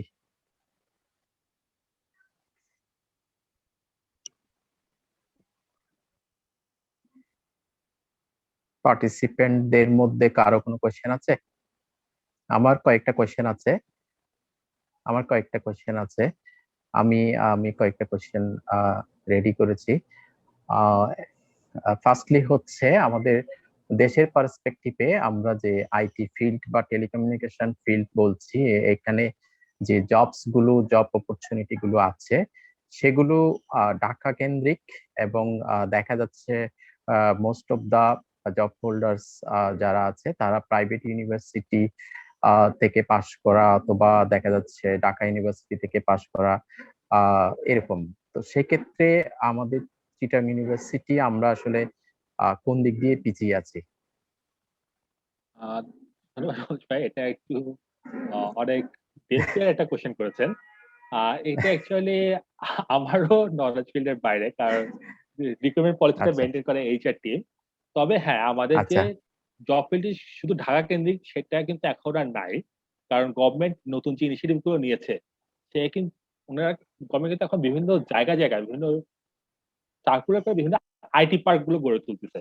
যেমন চুয়েটে বা চিটাং ইউনিভার্সিটির সময় একটা আইটি পার্কের প্রপোজাল হয়েছে এবং ওইটা নিয়ে কাজ হচ্ছে আমি যতটুকু জানি। তো বিভিন্ন সফটওয়্যার কোম্পানিগুলোর কিন্তু একটা রিজিওনাল অফিস কিন্তু ওইসব জায়গায় করে উঠবে এবং এটা একটা ডিসেন্ট্রালাইজ হবে। কারণ এখন যদি আমরা কোভিড এর সিচুয়েশনে বলি যে আমার কিন্তু জব হচ্ছে ঢাকায়, আমার অফিস হচ্ছে ঢাকায়, গুলশানে বসতে হবে আমাকে, কিন্তু আমি কিন্তু চিটাগাং বাসায় বসে কাজ করতেছি। তো এই ১ বছরে যখন মানুষ হোম অফিসে অনেকে অভ্যস্ত হয়ে গেছে, বিশেষ করে যারা আইটি কোম্পানি, তারা কিন্তু হোম অফিসে অনেকটাই অভ্যস্ত হয়ে গেছে এবং হোম অফিসটা কিন্তু ইয়েদের জন্য, কোম্পানির জন্য লাভজনক। সে কিন্তু অফিসের স্পেস সেভ করতেছে, অফিসের যে এগুলো ক্যাপেক্স মানে অপেক্স যেটাকে বলে অপারেশন এক্সপেন্ডিচার, সে অপেক্সটা সে সেভ করতেছে। এখানে কিন্তু বিশাল একটা সেভ। তার অপারেশনাল কস্ট কিন্তু অনেক কমে যাচ্ছে যদি এমপ্লয়িরা বাসা থেকে কাজ করে। তো ভবিষ্যতে যেটা হবে, বিশেষ করে রবিতে আমরা যেটা আশা করতেছি যে একটা পার্সিয়াল অফিসিয়াল হোম অফিস এবং অফিস একটা সিচুয়েশন থাকবে যে হ্যাঁ, সপ্তাহে 2 দিন হয়তো অফিসে বসে কাজ করতে হবে, 3 দিন সে বাসায় বসে কাজ করবে, বা 2 দিন সে অফিসে গিয়ে মিটিং অ্যাটেন্ড করবে। এরকম একটা সিচুয়েশন কিন্তু সামনে আমরা আসতেছে এবং যেহেতু এই প্যান্ডেমিকটা কন্টিনিউ করতেছে, তো সামনে হয়তো এরকম আলাদা না করে আসতেও পারে। তো মানুষ কিন্তু এরকম একটা লাইফ স্টাইল নিউ নর্মাল যেটাকে বলতেছে, এখন নিউ নর্মাল লাইফ স্টাইলে কিন্তু হোম অফিসের পোর্শনটা কিন্তু অনেক বাড়বে আস্তে আস্তে। এবং যেহেতু হচ্ছে যে হোম অফিসে থাকলে মানুষকে জ্যামে থাকতে হচ্ছে না, সেই জ্যামে যে টাইমটা সে ব্যয় করতে হতো সেটা কিন্তু সে বাসায় অফিসের অন্যান্য কাজে ব্যয় করতে পারে। তো এই কনসেপ্টটা হয়তো বাংলাদেশের যাদের প্রথাগত মেন্টালিটি আছে তারা হয়তো এই জিনিসটি সহজে গ্রহণ করতে চায় না, বাট আজ থেকে ৫-৬ বছর পরে কিন্তু আপনার এটাই নরমাল হয়ে যাবে যে মানুষ অফিসে যাওয়ার চেয়ে বাসায় বসে বেশি মানুষ কাজ করবে। আচ্ছা, এটা গেল হচ্ছে লোকেশনেরটা। এটা আর আমরা যদি এই পার্সপেক্টিভে দেখি যে জব ফিল্ডে যে কম্পিটিশন আছে সেই কম্পিটিশনে দেখা যাচ্ছে প্রাইভেট ইউনিভার্সিটির স্টুডেন্টরা যারা ঢাকায় আছে তারা বেশি পরিমাণে এগিয়ে আছে। আমরা যারা পাবলিকে আছি তারা দেখা যাচ্ছে অ্যাপ্লাই করছি না, অথবা দেখা যাচ্ছে অ্যাপ্লাই করলেও আমার স্কিলের কারণে আমি বাদ পড়ে যাচ্ছি। তো সেই ক্ষেত্রে চিটাং ইউনিভার্সিটি আমাদের সিলেবাস অনুসারে আসলে আমরা কোথায় পিছিয়ে আছি বলে মনে হচ্ছে? আহ, যদি ভাইয়া বলে যে অ্যাপ্লাই করছি না, এই অ্যাপ্লাই করছি না, এটা কিন্তু ভাইয়া কোনো জবাব আমার কাছে নাই। এটা আমি আচ্ছা সবাইকে বলেছি যে যারা প্রাইভেট থেকে বেরোচ্ছে বা পাবলিক থেকে বেরোচ্ছে, আমরা কিন্তু স্কিল লেভেলে খুব বেশি পিছিয়ে থাকি না। হ্যাঁ, আমরা আচ্ছা বিভিন্ন গ্রাজুয়েট ট্রেনিংও দেখছি, তারা যে খুব বেশি অ্যাডভান্স তা কিন্তু না। সেটা হচ্ছে যে আচ্ছা আচ্ছা আপনার সিলেবাসের বাইরে আপনি নিজেকে নিজের উপর কত ইনভেস্ট করছেন। যে এখন আপনার আচ্ছা আচ্ছা এডিশনাল আপনি ইয়াতে নেটওয়ার্ক আইপি নেটওয়ার্কিং বা সিসিএন এর কোর্স থাকলে সেটা হচ্ছে আপনার এডিশনাল বেনিফিট। আপনি যেটা এআই এর কোর্স করে থাকেন, নট নেসেসারি আপনার সার্টিফিকেট টাকা দিয়ে কোনো প্রতিষ্ঠানে কোর্স করতে, আপনি কোর্সেরা বা লিঙ্কডইন লার্নিং থেকে কোর্স করতে পারেন বাসায় বসে। আচ্ছা আচ্ছা এআই, আইওটি, ব্লকচেন, এগুলো জিনিসগুলো আপনি যদি কোর্সেরা বা লিঙ্কডইন সার্ভিস থেকে সেগুলো আপনাকে অনেক বেশি আচ্ছা একটা ভ্যালু অ্যাড করবে। আচ্ছা বা আচ্ছা শুরুতে টেলকোতে জব করতে হবে সেটাও কিন্তু না। যে আমরা মনে করি, অনেকেই মনে করি যে টেলকো বলতে গ্রামীণ, রবি, বাংলালিংক, টেলিটক, এরপরে টেলকো না, কিন্তু অ্যাকচুয়ালি সিচুয়েশন হ্যাঁ সেটা না। যেমন যদি রবির ক্ষেত্রে বলি, আমাদের কোড নোট গুলো কিনছি আমরা হুয়াওয়ে থেকে। হুয়াওয়ে কিন্তু বিশাল একটা এমপ্লয়ি সিরিজ আছে বাংলাদেশে। বাংলাদেশে আমাদের 2 বিল্ডিং পরে হুয়াওয়ের বিশাল অফিস, এরাও কিন্তু প্রচুর এমপ্লয়িরা হায়ার করে যে আমাদের এই কোড নোট গুলো সাপোর্ট দেওয়ার জন্য। এরিকসন আছে, মটোরোলা আছে, যারা জিপিকে সাপোর্ট দেয়। এটা গেল কোড নোটের কথা। যে টাওয়ার কোম্পানি, টাওয়ার সার্ভিস দেওয়ার জন্য কিন্তু আমাদের প্রচুর কোম্পানি আছে, যেমন ই.কো, রবির টাওয়ার গুলো মেনটেন করে ই.কো। তারপরে বলতে হয় যে ফাইবার নেটওয়ার্ক, যে আমরা অপটিক্যাল ফাইবার পড়েছি, ফাইবার নেটওয়ার্কস এর জন্য কিন্তু প্রচুর কোম্পানি আছে, বিটিসিএল আছে, সামিট নেটওয়ার্কস আছে, ফাইবার অ্যাটম আছে। এই সাথে কিন্তু আমাদের ফাইবার নিয়ে কাজ করার জন্য প্রচুর এমপ্লয়ি থাকে। তারপর আমি আরেকটা টার্ম বলেছেন, ব্যাস, ভ্যালুয়েটেড সার্ভিস। এই ভ্যালুয়েটেড সার্ভিস যারা ইয়ে করে, এরা কিন্তু টেলকো কিন্তু নিজে ভ্যালুয়েটেড সার্ভিস গুলো ডেভেলপ করে না। এরা কিন্তু ভ্যালুয়েটেড সার্ভিস গুলো বিভিন্ন কন্টেন্ট প্রোভাইডার বা সিপি কোম্পানি থেকে কিনে নেয়। যে সিপি কোম্পানি রবির সাথে চুক্তি করে এই রবি সাবস্ক্রাইবার থেকে কন্টেন্ট গুলো দেয়, এখান থেকে রবি একটা শেয়ার পায়, ওরা একটা শেয়ার পায়। তো এই কন্টেন্ট প্রোভাইডার যারা আছে, যেমন যদি নাম বলে এসএসডি টেক, গ্যাক মিডিয়া, হ্যাঁ, এরকম কিন্তু প্রচুর কন্টেন্ট প্রোভাইডার কোম্পানি আছে যারা একটা বিশাল এমপ্লয়ি বেস মেনটেন করে। তারপরে আহ, যদি বলি যে বিভিন্ন সলিউশন কেনার জন্য, সলিউশন ডেভেলপ করার জন্য ছোট বড় প্রচুর কোম্পানি দিয়ে হচ্ছে, যে লোকাল সলিউশন ডেভেলপ করে, বা আমাদের যে অটোমেশন সলিউশন গুলো যেগুলো হচ্ছে লোকালি ডেভেলপ করতে না পারলে তার ভেন্ডরকে দিয়ে বানায় দেয়। যে আমাদের এক্স কলিগ যে কথা বললাম যে রিয়াক্ট নেটিভের মানুষ খুঁজছে, উনি কিন্তু 4-5 জন মিলে একটা কোম্পানি দাঁড় করে ফেলছেন, তারা আমাদেরকে সলিউশন সেল করে মাঝে মধ্যে। তো বলা যাচ্ছে হ্যাঁ, এই টেলকো সেক্টর কিন্তু আপনার শুধু এই 4টা কোম্পানির উপর ভিত্তি না, এগুলোর সাথে কিন্তু প্রচুর শাখা প্রশাখা আছে। আর এগুলোর আচ্ছা জন্য কথা হচ্ছে আমাদের স্কিল লেভেলের কোনো বিকল্প নেই। আমাদেরকেও আচ্ছা যেটা বললে, আমরা যারা অলরেডি টেলকোতে ঢুকে গেছি বা টেলকোতে অলরেডি জব করতেছি, আমাদেরও কিন্তু আমাদের কারেন্ট স্কিল সেট নিয়ে বসে থাকার সুযোগ নেই। আমাদেরকে প্রতিদিনই আচ্ছা রিমাইন্ডার দেওয়া হয় যে আমাদের প্রতিদিন আচ্ছা নিজেদেরকে আপডেট করতে হবে। যদি আমাদের আচ্ছা নতুন যারা গ্রাজুয়েট আসতেছে, তারা যে স্কিল গুলো ডেভেলপ করে আসছে, আমরা যদি তাদের সাথে কম্পিট করতে না পারি, আমরা কিন্তু পিছিয়ে যাবো। এবং একটা সময় দেখা যাবে যে আমি যদি আচ্ছা আজকে লার্নিং, আমার শিক্ষা আমি যদি আজকে বন্ধ করে দিই, কিছুটা বিষয়তে এমন অবস্থা হবে যে তখন আমি আর রিলেভেন্ট হবো না কোম্পানিতে। হ্যাঁ, তখন কিন্তু আমাকে আর কোম্পানি রাখবে না, আমাকে আর চাকরিতে রাখবে না। বা ওই যে আচ্ছা আমি স্কিল ডেভেলপ না করি, আমি পিছিয়ে পড়লাম, আচ্ছা ভবিষ্যতে জব ফিল্ডে গিয়ে তো আমি তখন আর আমার ভ্যালু থাকবে না। Skill level is must. আচ্ছা আচ্ছা এটা হচ্ছে current scenario, which are the buzzwords in the market. যে দেখো বাজওয়ার্ডস আচ্ছা এআই, এমএল, ব্লকচেন, আইওটি, এগুলো হচ্ছে এখন বাজওয়ার্ড। এই বাজওয়ার্ডস গুলো অবশ্যই আমাদের স্কিল লেভেলে থাকতে হবে। আমার অটোমেশন অবশ্যই জানতে আচ্ছা হবে, ডিজিটাইজেশন অবশ্যই জানতে হবে, টু সাম এক্সটেন্ট আমাকে অবশ্যই ডাটা প্রাইভেসি এবং সাইবার সিকিউরিটি জানতে হবে। এসব অবশ্যই মাস্ট। আচ্ছা আচ্ছা আচ্ছা আমি পরের কোশ্চেনে যাচ্ছি। কোশ্চেনটা করেছে আফসানা কবির, ও চ্যাট বক্সে কোশ্চেন করেছে। আসসালামু আলাইকুম, আমার প্রশ্ন হচ্ছে এই টেকনো জব ফিল্ডের জন্য স্পেসিফিক্যালি কি কি স্কিল ডেভেলপ করতে হবে, আর মেয়েদের জন্য এই জব সাইডের স্কোপ কতটা গুরুত্বপূর্ণ, মানে কতটুকু সুবিধাজনক হবে এই ফিল্ডে যাওয়াটা মেয়েদের জন্য। এটা এটাতে আপনার কাছে যাচ্ছি আমি এই কোয়েশ্চেনের আনসারে। আচ্ছা, কোশ্চেনের দুটো পার্ট, প্রথম হচ্ছে স্কিল লেভেল। স্কিল লেভেল কি কি, স্কিল লেভেলটা আশা করি স্পেসিফিক কি কি স্কিল ডেভেলপ করতে হবে আমি একটু অ্যাড করছি এখানে। স্টুডেন্ট লাইফ থেকে আমরা যে সিলেবাস পড়াই, ক্লাসে যে লেখাপড়া করাই, তার পাশাপাশি কোনো সফটওয়্যার আগে থেকে কি জেনে রাখবে, অথবা কোনো সফটওয়্যার সম্পর্কে সে প্র্যাকটিস করবে, অথবা কোনো ল্যাঙ্গুয়েজ কোর্স করবে কিনা, ওই ধরনের কোনো কিছু হয়তো সে জানতে চেয়েছে। আহ, আচ্ছা, ফার্স্ট কথা বলি, আমি অলরেডি কিছু স্কিলের কথা অলরেডি মেনশন করেছি পূর্ববর্তী স্লাইডে। আর এখানে হচ্ছে যে কোন জায়গাটা কোন ডিরেকশনে আমি যাব সেটা ডিসাইড করা খুবই গুরুত্বপূর্ণ।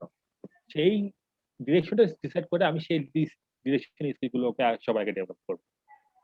এখানে যদি বলতে চাই আমি যে স্কিলের কোনো শেষ নাই, শেখার কোনো শেষ নাই। হ্যাঁ, সব জিনিসই আমার কম বেশি শিখতে হবে যদি আমি জেনারিক আমার অপশন ওপেন রাখতে চাই। আমার প্রিভিয়াস বস একটা কথা আমাকে প্রায় বলতেন, লার্ন, আনলার্ন অ্যান্ড রিলার্ন।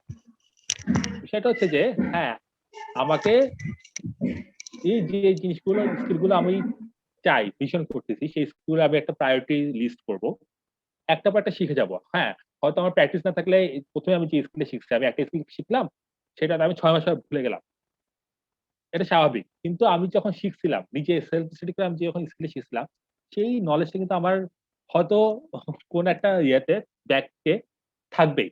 আমি যখন পরবর্তী আমার যখন স্কিলটা লাগবে, আমি জাস্ট একটু গো থ্রু করলে আমার ওই জিনিসটা আবার শেখা হয়ে যাবে। সেই জিনিসটা হচ্ছে লার্ন, আনলার্ন অ্যান্ড রিলার্ন। এই প্র্যাকটিসটা কিন্তু খুবই গুরুত্বপূর্ণ। আর স্কিলের ফোকাস, হ্যাঁ অবশ্যই ল্যাঙ্গুয়েজ কথা বললাম আমি, পাইথন, রিঅ্যাক্ট নেটিভ, লারাভেল খুবই গুরুত্বপূর্ণ, এসকিউএল খুবই গুরুত্বপূর্ণ। তারপর লিনাক্স, প্রচুর প্ল্যাটফর্ম বেস কাজ করতে হবে, বিভিন্ন ভিএম, লিনাক্স বেস ভিএম এ কাজ করতে হবে, লিনাক্স জানাটা খুবই গুরুত্বপূর্ণ।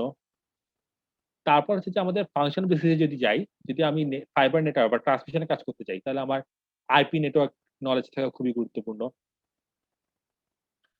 তারপরে এগুলো মূলত। আর যেটা হচ্ছে যে আমাদের যে ইয়েটা, সেটা টেকনোলজি গুলো গ্রোথটা কিরকম হচ্ছে, সেই নলেজটা রেগুলার আপডেট থাকা। যে বিভিন্ন অনলাইনে দেখবেন যে বিভিন্ন কন্টেন্ট আছে, অনলাইনে যখন আপনি সার্চ করবেন আপনার রেগুলার এআই গুলোই আপনাকে সাজেস্ট করবে যে এই রিলেটেড ইয়েগুলো, আর্টিকেল গুলো। তো আমাদের কারেন্ট সিনারিও টেকনোলজি ফিল্ডটা কোন দিকে আগাচ্ছে, এই ডিরেকশনটা ফলো করাটা খুবই গুরুত্বপূর্ণ। তাহলে আমি বুঝতে পারবো যে আমি এই ফিল্ডে আমার যেতে আমার কোন জিনিসগুলো লাগতেছে। যেটা বললাম যে ইয়াহুর ক্ষেত্রে যে এক্সাম্পলটা দিলাম যে হ্যাঁ, ওরা কিন্তু বিজনেস আগে থাকার কারণে বিজনেসটা করতে পারে। তো আমি যদি ইয়াহু যারা জব করতে যায় তারা যদি ফলো করতো যে হ্যাঁ, এই জিনিসটা এখন টেকনোলজি ট্রেন্ডে নাই, বা যেটা হচ্ছে যে এখন নেটফ্লিক্স এর ট্রেন্ড, তার মানে হ্যাঁ এই জিনিসটা এখন গ্রো করবে। এই ট্রেন্ড গুলোর সাথে পরিচিত থাকা কিন্তু খুবই গুরুত্বপূর্ণ, both international market and local market. যে কোন ব্যবসাগুলো উত্থান হচ্ছে, কোন ব্যবসাগুলো ভালো বিজনেস করতে পারতেছে না। যেমন বলতে পারি যে হ্যাঁ, রিসেন্টলি বিকাশ বা বিভিন্ন মোবাইল মানি কোম্পানিগুলো কিন্তু খুব গ্রো করতেছে। তার মানে কি, যে আমার মোবাইল ব্যাংকিং সম্পর্কে যদি আমার নলেজ থাকে, আমার তাহলে এই জায়গাগুলোতে আমার কাজ করার চান্স অনেক বেড়ে যাবে। এরাও কিন্তু টেলকোর বাইরে না, এরাও কিন্তু টেলকোর বেস করে বিজনেস করতেছে। আর সেকেন্ড পার্টের কথা যদি বলি, আচ্ছা এটা আরেকটু ইয়ে করি যে সফটওয়্যার কথা জানতে চাচ্ছে, কোনো সফটওয়্যার অ্যাকচুয়ালি স্পেসিফিক নাই। বিভিন্ন টেলকো বিভিন্ন রকমের সফটওয়্যার ইউজ করে। যেমন আমরা যেটা ইউজ করি, আমরা হুয়াওয়ে বা এরিকসনের থেকে সফটওয়্যার নিছি, বাংলালিংক এরিকসনের সফটওয়্যার ইউজ করে, গ্রামীণ দেখা যাচ্ছে নোকিয়া বা মোটরোলা সফটওয়্যার ইউজ করে। তো সফটওয়্যারের ইউজেস গুলো কিন্তু খুব বেশি ভ্যারি করে না, এগুলোর লেআউট মোটামুটি সেম। মূল জিনিস হচ্ছে আমার কাজটা কি, যে কেপিআই, হ্যাঁ কেপিআই চেক করতে হবে যে ইয়া করলে যে আমার কল ড্রপ রেট কমছে, কল ড্রপ রেট আমার কি কি কারণে কমতে পারে। হ্যাঁ, আমার ট্রান্সমিশন খারাপ হতে পারে, আমার সাইটের ইকুইপমেন্ট খারাপ হতে পারে। তো এগুলো কিন্তু কাজ করতে করতে আসে, এগুলো কোনো রিক্রুটারই আশা করবে না যে এই টেকনোলজি বা সাইটের ইনডেপথ নলেজ একজন ওয়ার্কারের থাকবে। বাট হ্যাঁ, যখন আইপি দেবে, আইপি নেটওয়ার্কটা কিরকম হয় সেটা নলেজ আশা করবে তার কাছে আছে। তারপরে যখন সে ফাইবারে, তো অপটিক্যাল ফাইবার কেমনে কাজ করে সেই নলেজটা সে আশা করবে তা আছে। এই জিনিসগুলো তখন চায়।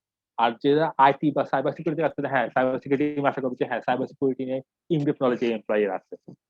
সেটা থেকে যেটা বললাম যে সিভির ক্ষেত্রে যখন আপনি কোশ্চেনটা করলেন, যে কোশ্চেনটা আসছিল যে জব ডেসক্রিপশন ওয়াইজ নিজের বা সার্কুলার ওয়াইজ নিজের স্কিল গুলোকে সেভাবে ইয়ে করা। তো যদি দেখেন যে আপনারা সার্কুলার গুলো গ্রোথ করেন, সার্কুলার গুলোতে কি কি স্কিল চাচ্ছে, এই সার্কুলার স্কিল গুলো কিন্তু আমার ভাইটাল স্কিল। এর বাইরে এই স্কিলগুলোর কথা আমি পজিশনে বললাম, সেই স্কিলগুলো থাকা হচ্ছে অ্যাডেড বেনিফিটস, এবং এগুলো খুবই ভ্যালু অ্যাড করে। যে আপনি সার্কুলার সব মেনটেন করছেন, হ্যাঁ, এই স্কিল থাকা মানে হচ্ছে যে আপনি কোম্পানির ফিউচার ভিশনে খুব ভালো একটা বড় একটা অ্যাসেট, লং টার্মে খুব বড় একটা অ্যাসেট, এবং সেটা আপনাকে খুবই বেশি একটা ভ্যালু অ্যাড করবে। আর কোশ্চেনের সেকেন্ড পার্টে যদি যাই আমি, যে ফিমেলদের জন্য অপরচুনিটি কি, সেটা হচ্ছে যে টেলকোতে আমাদের কিন্তু জেন্ডার ডাইভার্সিটি জিনিসটা খুবই দিয়ে দেখা হয়, খুবই ইম্পর্টেন্স দিয়ে দেখা হয়। যে এখানে আমরা যারা করি, আমাদের যা ফিল্ম কলেজ আছে, তাদের সুবিধা অসুবিধার জিনিসটাও আমাদের রাখতে হয়। যেমন একটা ফিমেল কলেজকে কখনই আমরা নাইট শিফটে কাজ করতে বলি না, বা কিছু টিম আছে যাদের দেখা যায় 24/7 কাজ করতে হয়, যেমন তো সকেরও কিছু ভাগ থাকে, যে একজন আছে যে যারা রেগুলার আউটে মানে সাইট গুলোকে মনিটর করতেছে, যাদের 4টা শিফটে ভাগ হয়ে 8 ঘন্টা 8 ঘন্টা করে তারা সারাদিনই কাজ করে। তো ওই টিমে হয়তো ফিমেলরা ফিজিবল না, সরি টু সে, বা ওই টিমে একটা ফিমেলকে দিলে হয়তো দেখা যায় তাকে যদি সবসময় আমরা দিনে কাজ করতে দিই, বাকিদের একটু ডিপ্রাইভ করা হয়।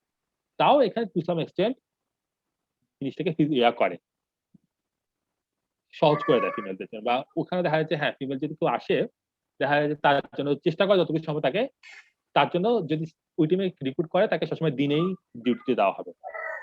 কিন্তু এর বাইরে যারা 24/7 না, রেগুলার অফিস আওয়ার আছে, সেই সব জায়গায় কিন্তু ফিমেলদের ক্ষেত্রে কোনো ডিস্ট্রিবিউশন হয় না।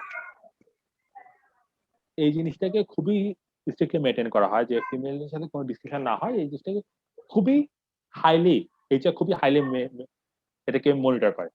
যেসব জায়গায় আমার রেগুলার অফিস আওয়ার, বা যেমন 10টা থেকে 6টা, এই অফিস আওয়ারে একজন ফিমেল একজন মেলের চেয়ে কখনোই কোনো কম ইফোর্ট দেয় না, বা কোনো কম ভ্যালু অ্যাড করে না। তো এইসব জায়গায় ফিমেলরা সমান সুযোগ পায়। এবং কোনো কোনো ক্ষেত্রে দেখা যায় যে, যেহেতু আমাদের এটা খুব মেল, মানে দেখা যাচ্ছে টেকনোলজি সাইডে আমাদের আগ পর্যন্ত, যেমন আমাদের ব্যাচেও আমরা যখন 20 জনের মধ্যে ছিল 4 জন মেয়ে, এইসব দেখা যায় যে ফিমেল অলরেডি ফিমেল অ্যাপ্লিকেন্টও থাকে কম। দেখা যাচ্ছে অনেক টিম অলরেডি দেখা গেছে যে 10 জনের মধ্যে 10 জনই পুরুষ। তো জেনারেল ডাইভার্সিটির জন্য দেখা যাচ্ছে এরপর যখন কোনো ফিমেল ওখানে অ্যাপ্লাই করে, সেখানে ফিমেলদেরকে দেখা যাচ্ছে প্রায়োরিটি অনেক হাই দেওয়া, যদি স্কিল লেভেলটা মেট করে। আশা করি আমি প্রশ্নের অ্যান্সার দিতে পেরেছি। আচ্ছা, হ্যাঁ, আমার কাছে টেলিকমিউনিকেশন ফিল্ডে টপ র্যাঙ্কের দুইটা এক্সাম্পল আছে যারা ফিমেল। একটা হচ্ছে রুবাবা দোলা মতিন, আমরা সবাই চিনি। আর একজন উনি হচ্ছেন গ্রামীণফোনের সিইও ছিলেন। এরপরে আরেকজন হচ্ছেন সোনিয়া বশির কবির, উনি মাইক্রোসফটে, বাংলাদেশের মাইক্রোসফটের হেড ছিলেন। তো সেক্ষেত্রে আমরা বুঝতেই পারছি যে এখানে আসলে ডিসক্রিমিনেশনের সুযোগ নেই, এখানে স্কিল যার আছে সে হয়তো টপ র্যাঙ্কে যেতেই পারবে, এটাই। আমি আরেকটা আমি অ্যাড করি ভাই, যে আপনার এক্সাম্পলের সাথে রবির কারেন্ট চিফ টেকনোলজি অফিসার, আচ্ছা মানে হচ্ছে সে আচ্ছা পুরো টেকনোলজির হেড, নাম হচ্ছে মিসেস পেরি হ্যান। তিনি এর আগে বাংলা লিংকের সিটিও ছিলেন, চিফ টেকনোলজি অফিসার। তিনি একজন ফিমেল, মানে রবি আচ্ছা টেকনোলজির হেড হচ্ছে এখন একজন ফিমেল। সো ফিমেলদের আচ্ছা আচ্ছা, এবং কোনো অনেক স্মার্ট দেখা যাচ্ছে, মেয়েরা অনেক স্মার্টলি ডিল করছে এইসব কাজগুলো।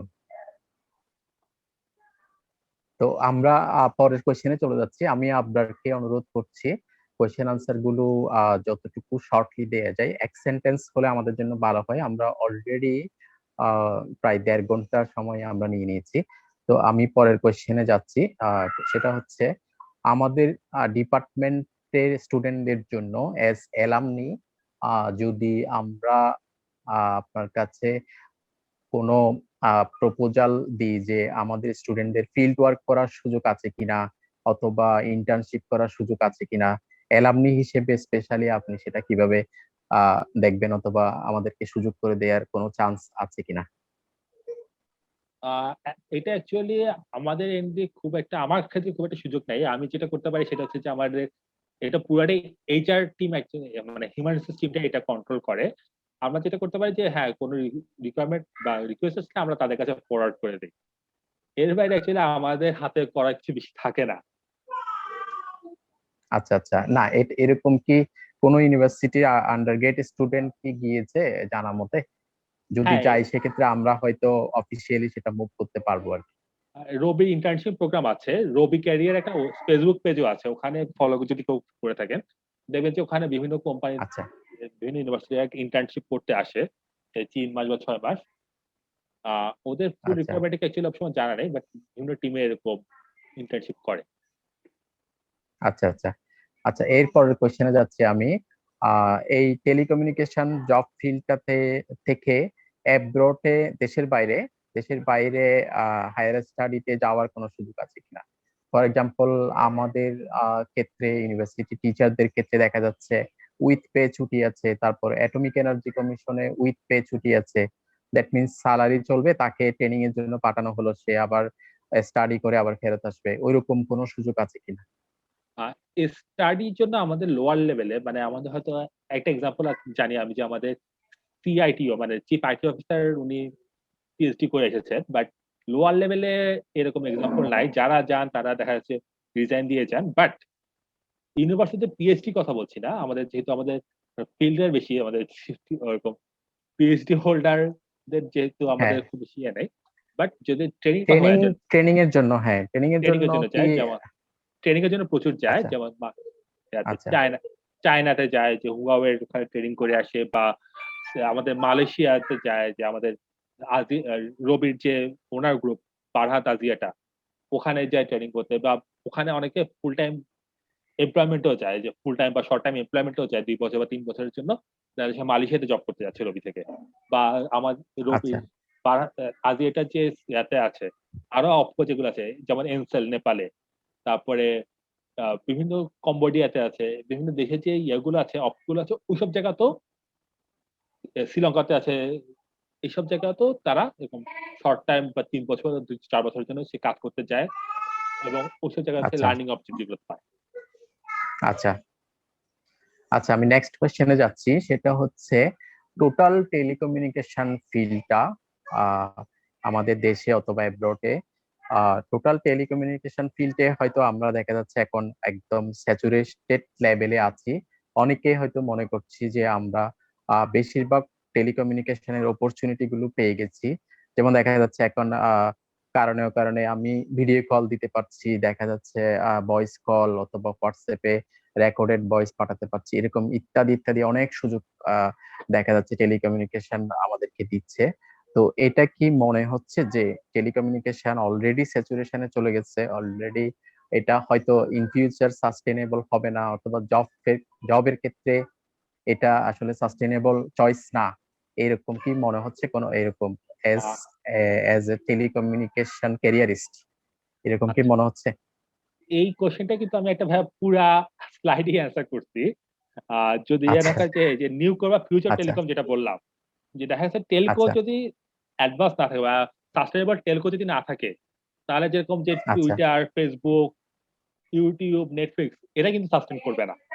হ্যাঁ, আচ্ছা তো আচ্ছা এই আচ্ছা টেলকো কিন্তু থাকবেই অ্যাজ এ ব্যাকবোন। হয়তো কনভেনশনাল টেলকোর রেভিনিউ হয়তো বেশি থাকবে না, কিন্তু টেলকোর আচ্ছা ব্যাকবোনের উপর বেস করে যে বিজনেস গুলো করেছে, সেটা কিন্তু টেলকোকে সাস্টেন করতেই হবে।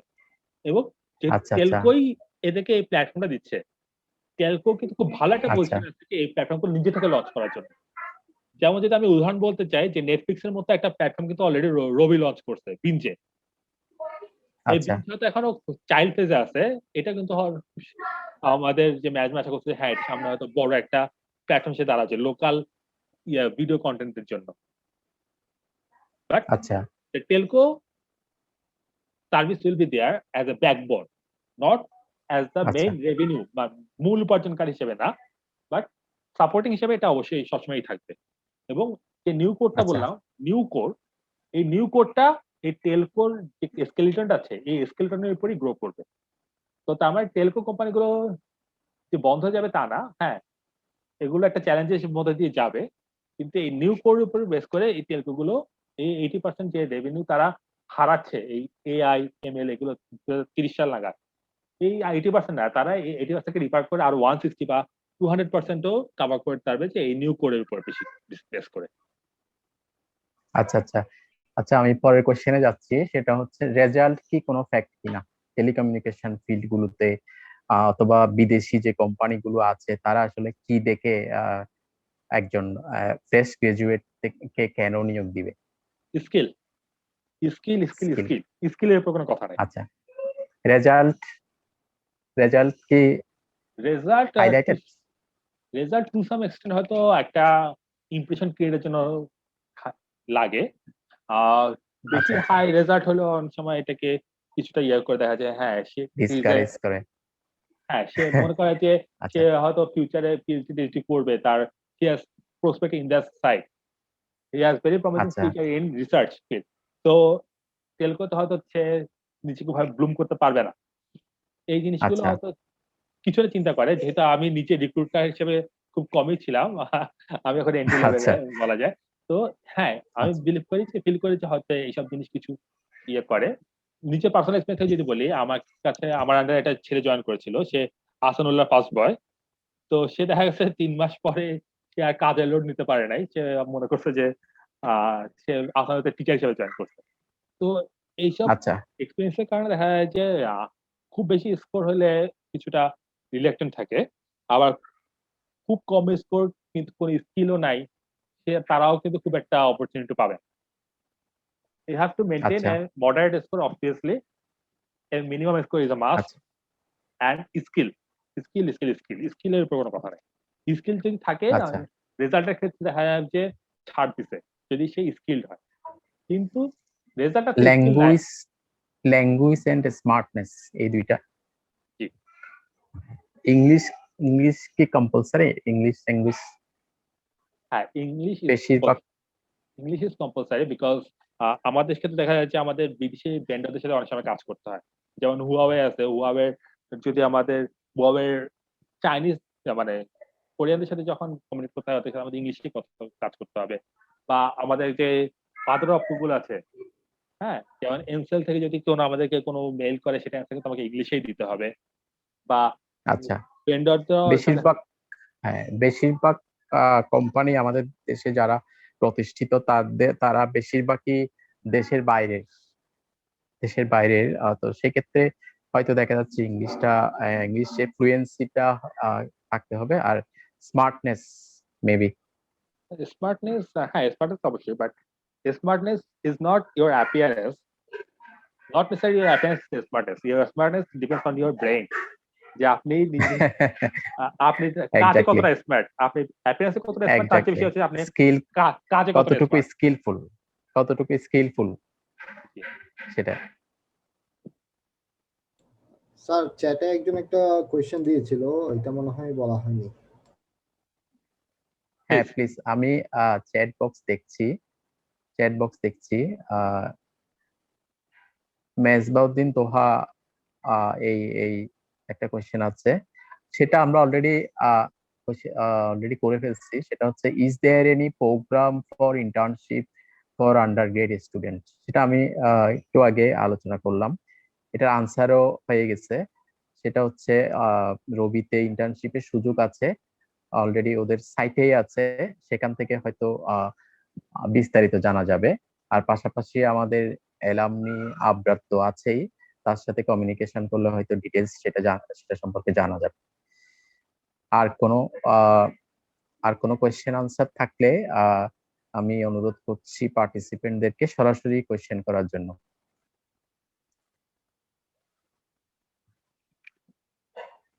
আর কোনো কোয়েশ্চেন আনসার থাকলে। আমার আরেকটা কোয়ারি আছে, সেটা হচ্ছে স্টার্ট আপ হওয়ার সুযোগ আছে কিনা টেলিকমিউনিকেশন ফিল্ডে? আমাদের স্টুডেন্টদের স্টার্ট আপ হওয়ার সুযোগ আছে কিনা? হ্যাঁ, অবশ্যই স্টার্ট আপ হওয়ার সুযোগ আছে, বাট এটার জন্য হচ্ছে যে আমাদের এসসিএম এর স্পেশাল টিমই আছে, তারা এইসব জিনিসটা অ্যাকচুয়ালি ডিল করে। রবি কিন্তু আচ্ছা, নতুন যে সব সলিউশন ডেভেলপ হয়, সেসব জায়গায় কিন্তু রবি অলরেডি প্রসপেক্ট অনুযায়ী সে কিছুটা হয়তো হেল্প করার চেষ্টা করে। যেহেতু নিউ কোর কিন্তু এই স্টার্ট আপ বেসিক, যে যত স্টার্ট আসবে নিউ কোরে সে তত বেশি ভ্যালু অ্যাড করতে পারবে। আচ্ছা। আর আমরা অলরেডি জানি যে টেলিকমিউনিকেশন ফিল্ড বা সফটওয়্যার ফিল্ড গুলো এখন যারা সবচেয়ে বেশি জনপ্রিয়, যেমন গুগল, ফেসবুক, মাইক্রোসফট, ওরা ওদের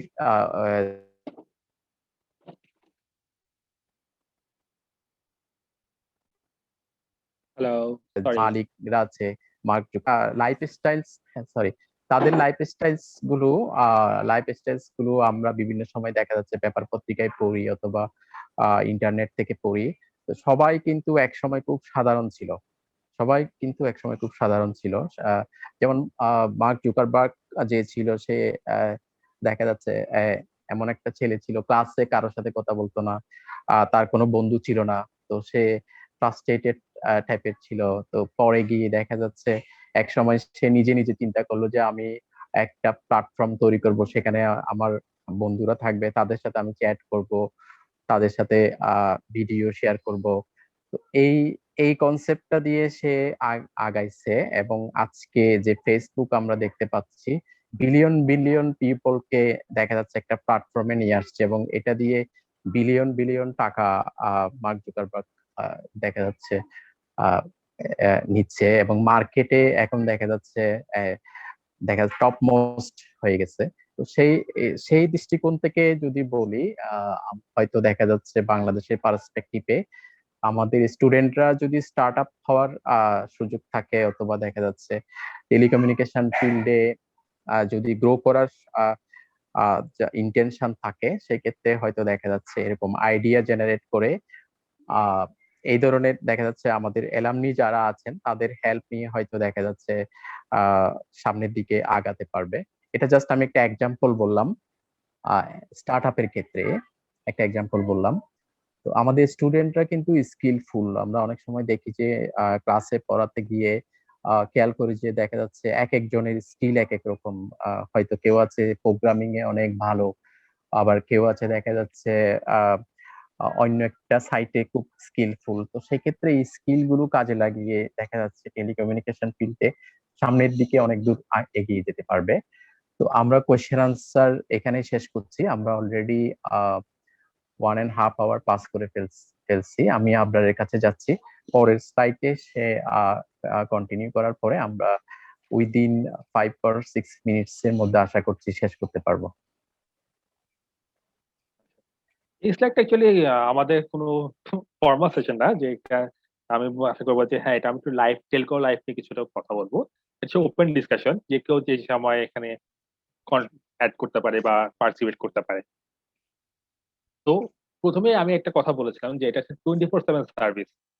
তো এখানে যারা বিশেষ করে যারা টেকনোলজি ডিভিশনে যারা কাজ করতে চায়, বিশেষ করে অপারেশনে টেকনোলজি অপারেশনে যারা কাজ করতে চায়, তাদের কিন্তু মোটামুটি 24/7 অ্যাক্টিভ থাকা লাগে। যে রাতে 3টা বাজেও অনেক সময় কল আসতে পারে যে হ্যাঁ, এখানে একটা ইমার্জেন্সি দেখা দিচ্ছে।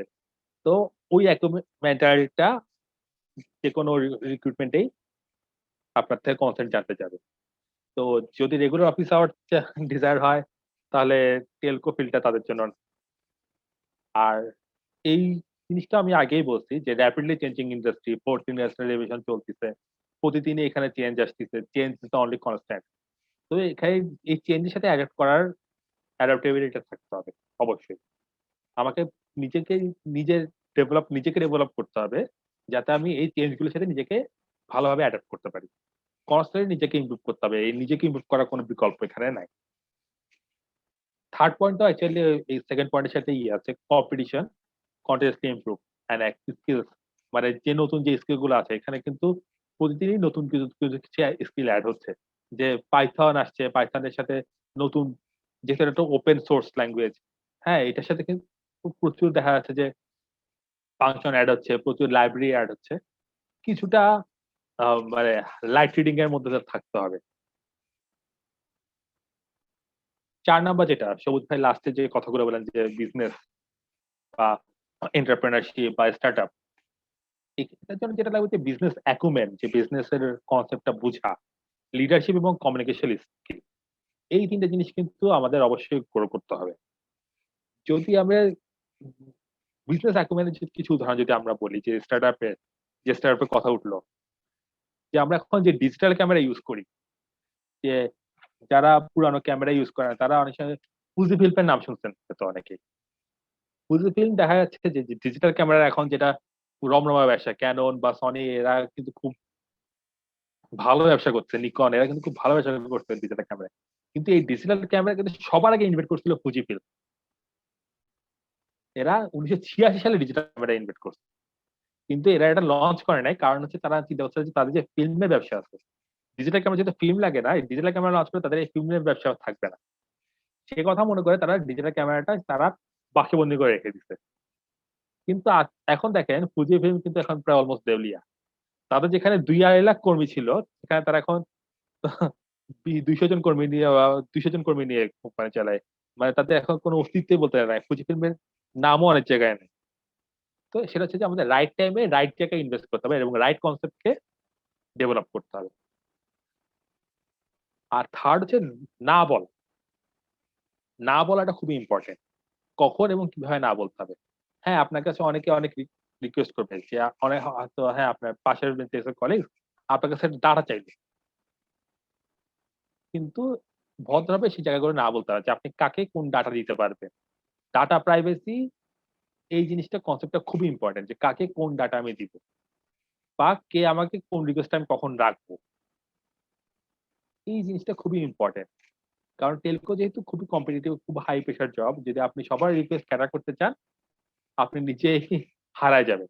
অনেক সময় দেখা যায় যে হ্যাঁ আপনাকে রিকোয়েস্ট দিয়ে কাজটা করাই নিল, কিন্তু সে কাজটা করার রেজাল্ট যেটা, রেজাল্টটা দিয়ে সে ক্রেডিটটা নিল। আপনি কিন্তু কাজটা করে দিলেন, খাটলেন, কিন্তু আপনার কোনো বেনিফিট হবে না। তো না বলতে শেখাটা খুবই ইম্পর্টেন্ট।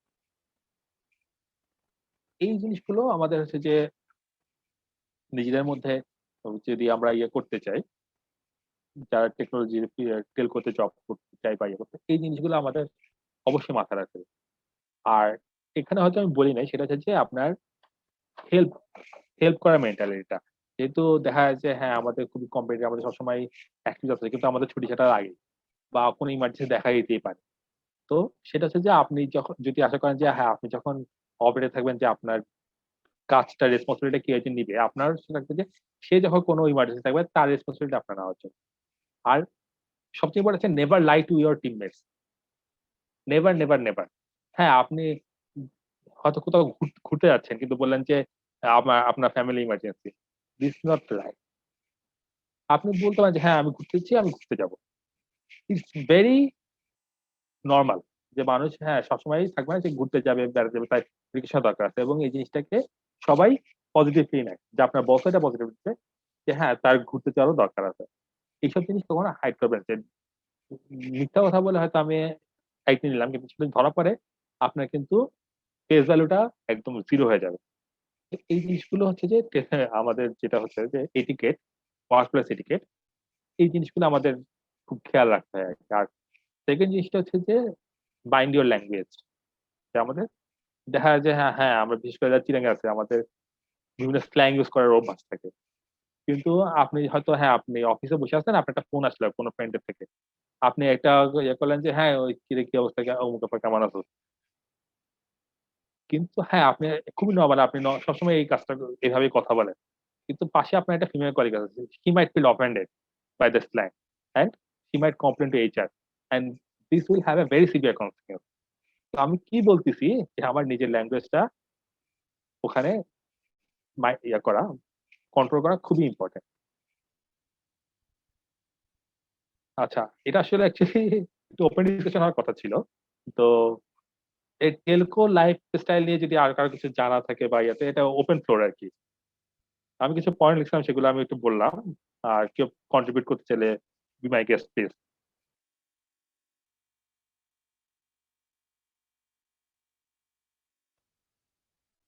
ভাইয়া একজন একটু চ্যাটে একটা কোয়েশ্চেন করেছে যে is this only Dhaka based job because most of the head offices are in Dhaka, what are the scopes in telecom job in Chittagong?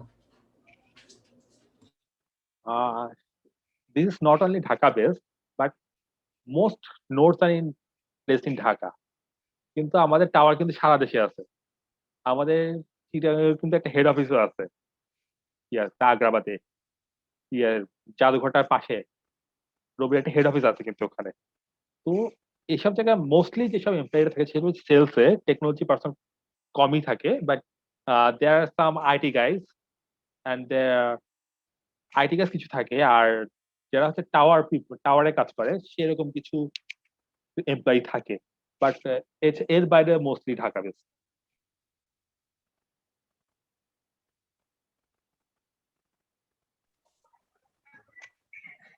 আচ্ছা, এরপরে কি আর কিছু আছে নাকি আমরা শেষ করতে পারবো? আচ্ছা ভাই, আমি হচ্ছে একটা ব্যাপার একটু বলি যে সবাইকে একটু অনুরোধ করব তাদের ক্যামেরাগুলো ওপেন করার জন্য। আমরা হচ্ছে প্রতি সেশনের পরবর্তীতে একটা করে আমাদের পার্টিসিপেন্টদের ছবি নিই, তো আমরা সবাইকে অনুরোধ করব হচ্ছে তাদের ক্যামেরাটা অন করার জন্য এবং আমরা সেটার একটা ছবি নিব প্লিজ। স্লাইড শেয়ার অফ করা যাবে? Slide Sure. শেয়ার হ্যাঁ ভাইয়া, স্লাইড শেয়ারটা অফ করে দিতে পারেন।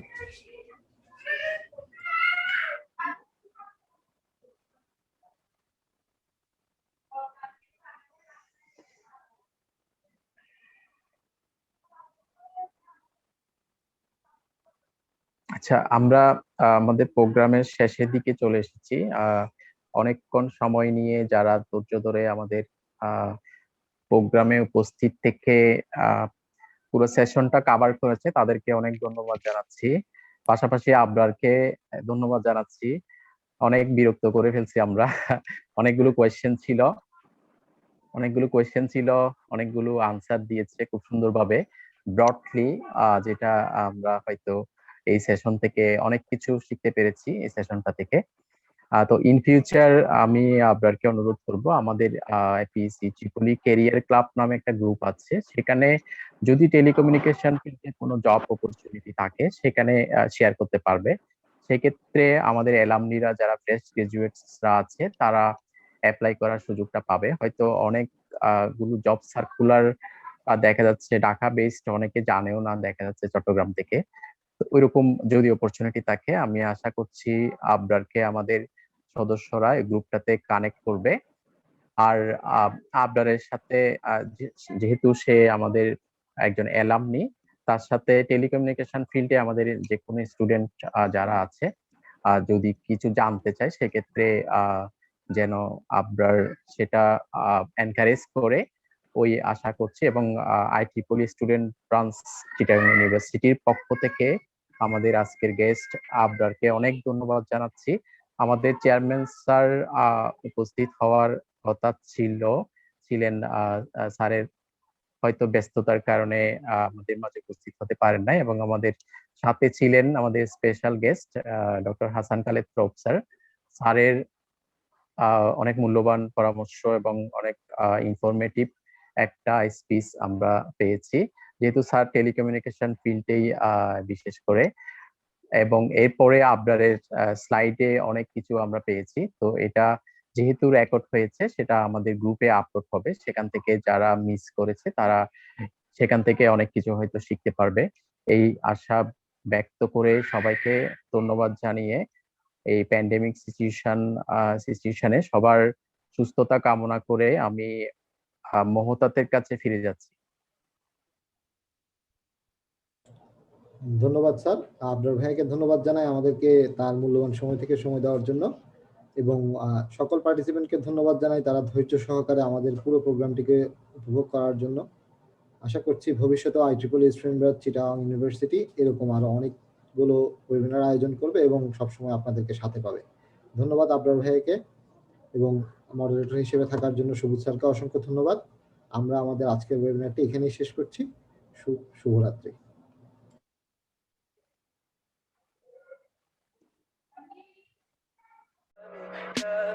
Tell me pretty lies, look me in the face, tell me that you love me, even if it's